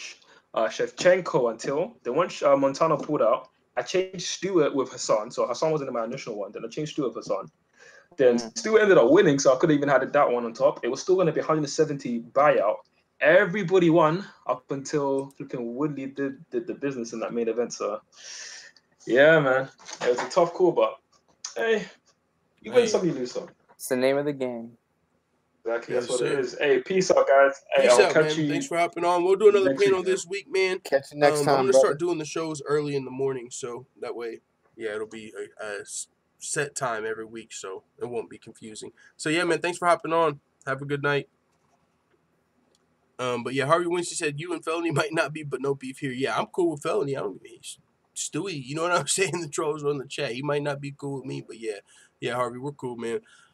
But with that being said, yeah, man, Jose Quinones, I saw that he's on a 4-fight winning streak. It's gonna be a tough fight. You know what I'm saying? And then you want to add insult to injury, God, man, why the man? Who brought this up? I think it was you, Infamous. Oh no, yeah, it was you. Give it your name, motherfuck, man. I know, and I have a feeling I know what happened. You looked at this and you were like, "This is gonna be a tough fight." Yeah, exactly. Yeah. If it's something negative, you think that's yeah, but thinks of me when it's something negative. Yeah, no, but also Sean O'Malley, man, he's not coming in to the fight 100%. You know what I'm saying? Like, he's not coming in at 100%. Facts. Facts. That last fight where he got injured. That not even that injury. That's not even what he's coming off of. That shit was hella funny though. Like that third round was so fucking epic. It's funny because everyone's like, Sukunthal, why are you taking him down? No. And then Sean O'Malley standing up. They're like, why are you standing up? No. Like, that fight was so fucking fun at the third round. But he looked great, like, going into the third round. He looked good in those first 2 rounds. But, I mean, that's not even the injury I'm talking about. Like, I think he had torn labrum potentially that he could have went into surgery for, but for this opportunity, instead he's doing physical therapy. So, you know, it's just not 100%. So I am worried for him, but you fuck your tongue, man. He's about to come in here and get it done. You know what I'm saying? He's about to get it done. He's got what it takes. I mean, if he gets this win, it'll be even more impressive than all of his wins to date. So, I mean, biggest fight of his career, main event of the prelims. I mean, on top of a tough fight. He hasn't been really getting no easy fights. After the fight, people pointed to Sukumthat's IQ, but before that, everyone was talking about how dangerous Sukumthath was. So, PK Boxing and MMA says you can definitely make a case for Woodley being the welterweight GOAT. Oh, yeah, for sure make a case. He's making a case. GSP is just more of a fan favorite, so if you ask around, people will say GSP, but Woodley's making his case slowly but surely. Now GSP is going to continue. Has that insane legacy behind him. He has beat every opponent. And another thing, see, people don't. Another thing people don't really point out. I mean, of course, GSP lost to Matt Serra, but that Johnny Hendricks loss, also he pointed out to the performance enhancers he potentially thought that could have played a part, but he didn't lose that fight, Bolton. Yeah, he didn't lose the fight on the cards. You know what I'm saying? But a lot of people felt like he did. But yeah, he didn't lose on the cards, and so. I mean, it is what it is. He's the GOAT, and he's gonna make a better case for that if he can actually make 155 pounds. If he actually goes for that third title, I mean, it's hard to deny. I feel like he should fight Woodley though. I feel like he should too, but it's just a fight that is it's low reward kind of. It's lower reward than some of his other fights, and it's a high risk. Do you think it does worse than the Bisping fight? Not even about numbers. It might do. I think it might do better numbers, but GSP doesn't just want to check. He's still trying to keep his legacy intact. Right now, if you ask the MMA fans who's the best welterweight of all time, they say GSP. And that's all he's fighting for, to prove who's the best of all time. So he already has that. He's fighting for something he already has. I think Jorge won with the $1.99 in the super chat. Thank you very much, good sir. But yeah, you said Woodley, what about the matchup? My bad, I think he's out of Khabib, Conor, and then you got Woodley. I think Woodley would give GSP the most problems. That's what I was going to say. GSP is real smart, and he's a numbers guy. And I think he calculates the probability that he'll win that fight and knows it's not real great. Not that he's afraid, but I just think he knows that Woodley would be the hardest challenge for him, basically, of all those fights. It's not an easy fight. That'd be a very tough fight for Jordan St. Pierre. Yeah. And so, with that being said, it's arguable, but until they fight, I would like to see it. I'm sure you guys would like to see it. The hardcore fans would love to see it. But the casual fans, they ain't worried about who's the welterweight GOAT. They ain't really considering that. GSP already gets that nod in their mind a lot of the time. So, maybe if Woodley can keep it up, people will start saying, "Oh shit, he's the greatest welterweight of all time," and GSP will have to say, "Hold on, motherfuckers, all right, here I come." But other than that, I think he's a lot more interested in the winner of McGregor and Khabib as of right now. But if Woodley can beat Covington and just maybe then, if he beats Covington, he'll have done enough. Because maybe then people will be calling up. Because Tyron Woodley got a lot of respect last night for beating Till. And if he can be the one to come in here and shut Covington's mouth, people are going to be like, oh, yeah, that's my motherfucking dog. Maybe then people will be behind him getting a super fight or a legacy fight. But right now, I think GSP's probably more interested in that third title. Yeah. But, yeah, check out the chat real quick. Roof Mono says GSP kept saying he's in the stock market. The stock market. Yeah, Tyron Woodley's raising this stock, but I don't know if it's high enough stock right now for GSP. You know what I'm saying? He has a chance of becoming a star later in his career, or like right now after this win. Do I think? What about Woodley? Do you think he has a chance of being a star now after this win? Like, A star? I think he's already a star. Is he a mega star? I don't know about that, but he's already a pay-per-view star. I'm interested to see how this did. He's been on some big cards, man. Do you know what I'm saying? Like, I feel like this is the first time he's actually headlined a card and like not had, you know, a Conor or a George St. Pierre behind him, something like that. And so being on those cards is a good look for him off top. So I think I think the casual fans know who he is, which is a good thing. Now, will they buy his pay-per-view yet? Maybe not yet. But maybe now that he beat Till, that starts to change. A lot of the casual fans, I'm sure he earned their respect last night fighting big-ass Till. You know, a lot of the casual fans, I think all of them at this point are starting to know who Woodley is. He's doing a good job of himself, promoting himself to make it that way. He tries. Yeah, whatever way he has to do it. He's trying to appeal like to the more urban. He is, and yeah, now promoting his mixtape and shit. Fans aren't like you know what I mean. Like he's going on TMZ talking about Kardashian, talking about like rappers and the stuff. The drama aspect and rapping and I mean, basically more black people. Let's be honest here. I mean, not even just. I think you were better more urban. Yeah, just urban. I think because I know some of my white homies that you know that are still. They're more urban as far as their culture. They don't, you know, you might call them a fucking wigger if you're ignorant, but you know they listen to rap and shit like that, and they fuck with Tyron Woodley and you know what I'm saying and stuff like that. So yeah, not even just a black thing, but yeah. You seen him on the Breakfast Club too. I didn't listen to his interview before this fight. I seen him on there before though. I've seen him go like on like the Ebro shows and you know the Hot 97s and shit promoting. Woodley's Champ Camp is probably one of the best. Of those deals, you know, a lot of fighters have them now, but yeah, they're starting to do it. Was he the first? He might have been the first. Woodley with that Champ Camp. A lot of fighters are doing it now, but Woodley was pretty.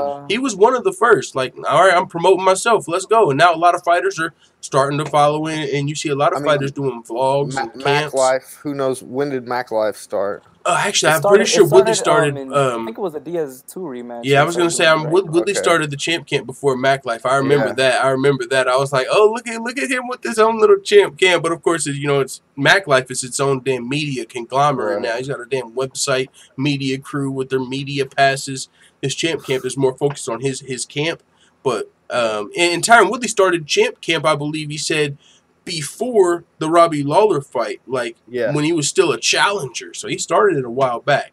Yeah. And then the TMZ, the fucking rapping now, like he's putting himself out there. And even with the drama that goes on with Tyron Woodley, you know, whether he's complaining about race, now he's done with that, or, you know, a lot of that catches headlines and catches attention of some of the more casual fans. So he did a great job of putting his name out there, whether or not people liked him. Now I think he's in the process of turning people into actual supporters and fans, because I noticed that a lot last night. Fucking, he did a great job last night of converting people to fans, and then he's like, oh, by the way, my fucking next single, I Beat Your Ass, featuring Wiz Khalifa, drops next Thursday. Like, what? All right. Come on, man. Like, you know how many people just were like, he does this shit to himself, man. He really he does some of it to himself. But some of it. Bro, I had a fucking encounter with like a racist, like a racist ass Trump dude like yesterday, and it reminded me of that, like, because I was just going into the liquor store to get some beers, and this dude it was a white dude. He had a fucking pit bull with him off the leash, walking beside him, and I thought it was like there's a kennel in the liquor store, so I thought it was the stores. And so the dog walked out. I was like, oh, you guys' dog just left with that guy. But oh, no, that was his dog. And I didn't know that because he didn't have a leash. So I got a dog, 2 dogs now, and if I let my dog outside without a leash, he's liable to take off down the street chasing pussy or something. You know what I'm saying? Like, so I have to have him on a leash. So I was on the way out, and the dude was still out there getting in his car, and I was riding with my friend in his car because my shit's broke down right now, and he had his music on, and it was rap. So I asked that dude, I was like, hey, man, just quick question. I was like, what'd you do to start getting your dog to stay beside you without a leash? He was like, first thing, stop listening to rap music. Just got in his car and shut the door. What the fuck? I said, what the fuck? He just shut his door. I was like, this motherfucker. So, whenever Tyron Woodley advertised his rap music, I was like, oh, he immediately shut all of those people off. Like, all of them people, fuck Tyron, fucking rapping ass. Like, that's what I thought of. Like, this is a fighting sport. You ain't fucking rapping now, damn you, Tyron. Those people already can't wait for Colby to shut his ass up, though, right? Like, those people already love Colby. But yeah, man. He failed to seize the opportunity, says Bada Jr. Yeah, because he did a great job, man. People, regardless, Darren Till made weight, but those takedown attempts were not successful from Woodley, and part of it had to do with how fucking big Till was. I was like, that's not going to work. He's too big. Like, he's a big boy trying to get them takedowns in that first and second round. Bada Jr. says rap is the root of all evil. You remember that WWE, I hate rap. You remember that? Like Rowdy Piper, I think. Rap is crap. That shit was so funny, dog. No, I don't. It was in the WWE, bro. Like one of the country WWE people that came out and sang that song. Somebody knows what I'm talking about in the comments. Ever Loves Drugs says, I swear the fans be racist. Just peep the comment section. Pure cancers. If you ever go to like a stream, like if you're watching a stream with a chat on the side, oh yeah, that shit is. Any black fighter comes out, yeah. It's terrible. But, you know what I'm saying? You look past that shit and you fucking pretend it's not there and you know that it's not everybody. You don't pretend it's not there, but you just know it's not everybody. But yeah, you could argue that maybe a majority of the fan base There's a good chunk. Yeah, there's a good chunk of the MMA fan base that maybe has that, you know what I'm saying? I don't know. I wouldn't even call it racist. I would just say that like make America great again perspective. You know what I'm saying? Like I wouldn't say every one of them is racist. But there's some of them that's in there. Yeah, I wasn't even talking about that, but yeah. Yeah, there's some of them that's in there. But it is what it is, you know. It's at the same time, there's a lot of fans that know that that's bullshit, and that's not everybody. So, but yeah, don't go to no MMA stream and look at the chat, no matter what you're on. But yeah, is there anything else you guys wanted to talk about before we get out of here, man? Had a long show, good show. We'll do another panel throughout the week, but UFC 228 was lit. Forward checked out. Hell yeah. Appreciate you guys. Good chat, man. All right, you guys want to give you any final thoughts on any topic, whether it be, UFC Moscow? There was one thing I wanted to touch on. Okay, let's touch on that, and then we'll get out of here. We'll give our final thoughts on whatever infamous. Not even like anything, but okay, well, what is it? Dana said he was going to announce the press stuff for UFC 229, but I guess he forgot to do it. I guess Tyron winning was like, he's off. It ruined everything. Yeah, ruined this whole day.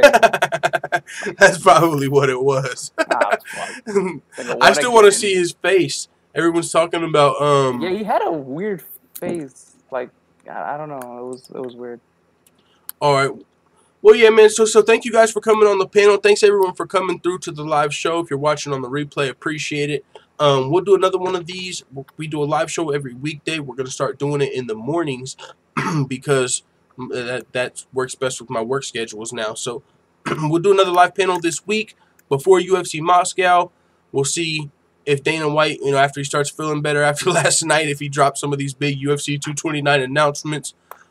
Also, I have to re-record Fired Snoop. This is a good time. I mean, he's back in the media, back in the heat with the MMA fans, and I didn't even know that before I was talking about and requested to re-record that. So whole time you gotta go after Snoop again, put him in his place. Well, someone told me to re-record the one that I had and try and get it remastered by Stockton Slaps. You know, that professional quality. Like they said, just re-record it to put it like that. So, I mean. Maybe I extended a little bit after last night, but no, yeah, I was just gonna re-record it and get it remastered and see how it sounded. Maybe re-drop it on UFC Yankovic or something. But yeah, man, thank you guys for coming through to the panel. If you have any final thoughts, you can get them off your chest. And if you got a channel, Infamous MMA, I know you started one up. If you shout it out, you know what I'm saying. Make sure you guys subscribe. But yeah, man, thanks for coming on. I'm gonna get my own fans, and then after we could do shit like that. I mean, you can still plug your channel. People can subscribe in the meantime, in between time. But thanks for that. Yes, sir. Well, if you guys, want to be first, make sure you subscribe to Infamous MMA. He's going to start putting out some of his own MMA content. He's a part of the panel, part of the full-time family, so make sure to support him as well. But yeah, guys, thanks for coming through. Appreciate it. Appreciate the chat. We'll be back at it this week. UFC Moscow coming up, headlined by Mark Hunt, Alexei Olenek. Yeah, man, gonna be fun. So, see you guys later. Adios, y'all. Adios, family. All right, there's the hangout. That's off. I gotta turn that off. But yeah, full-time family, we out, man. I don't got much else to say. Closing the show. Thank you guys for coming through. We out, man. It is what it is. Let the full-time family know what you think in the comments. What a night of fights. What a night of fights. I'm out.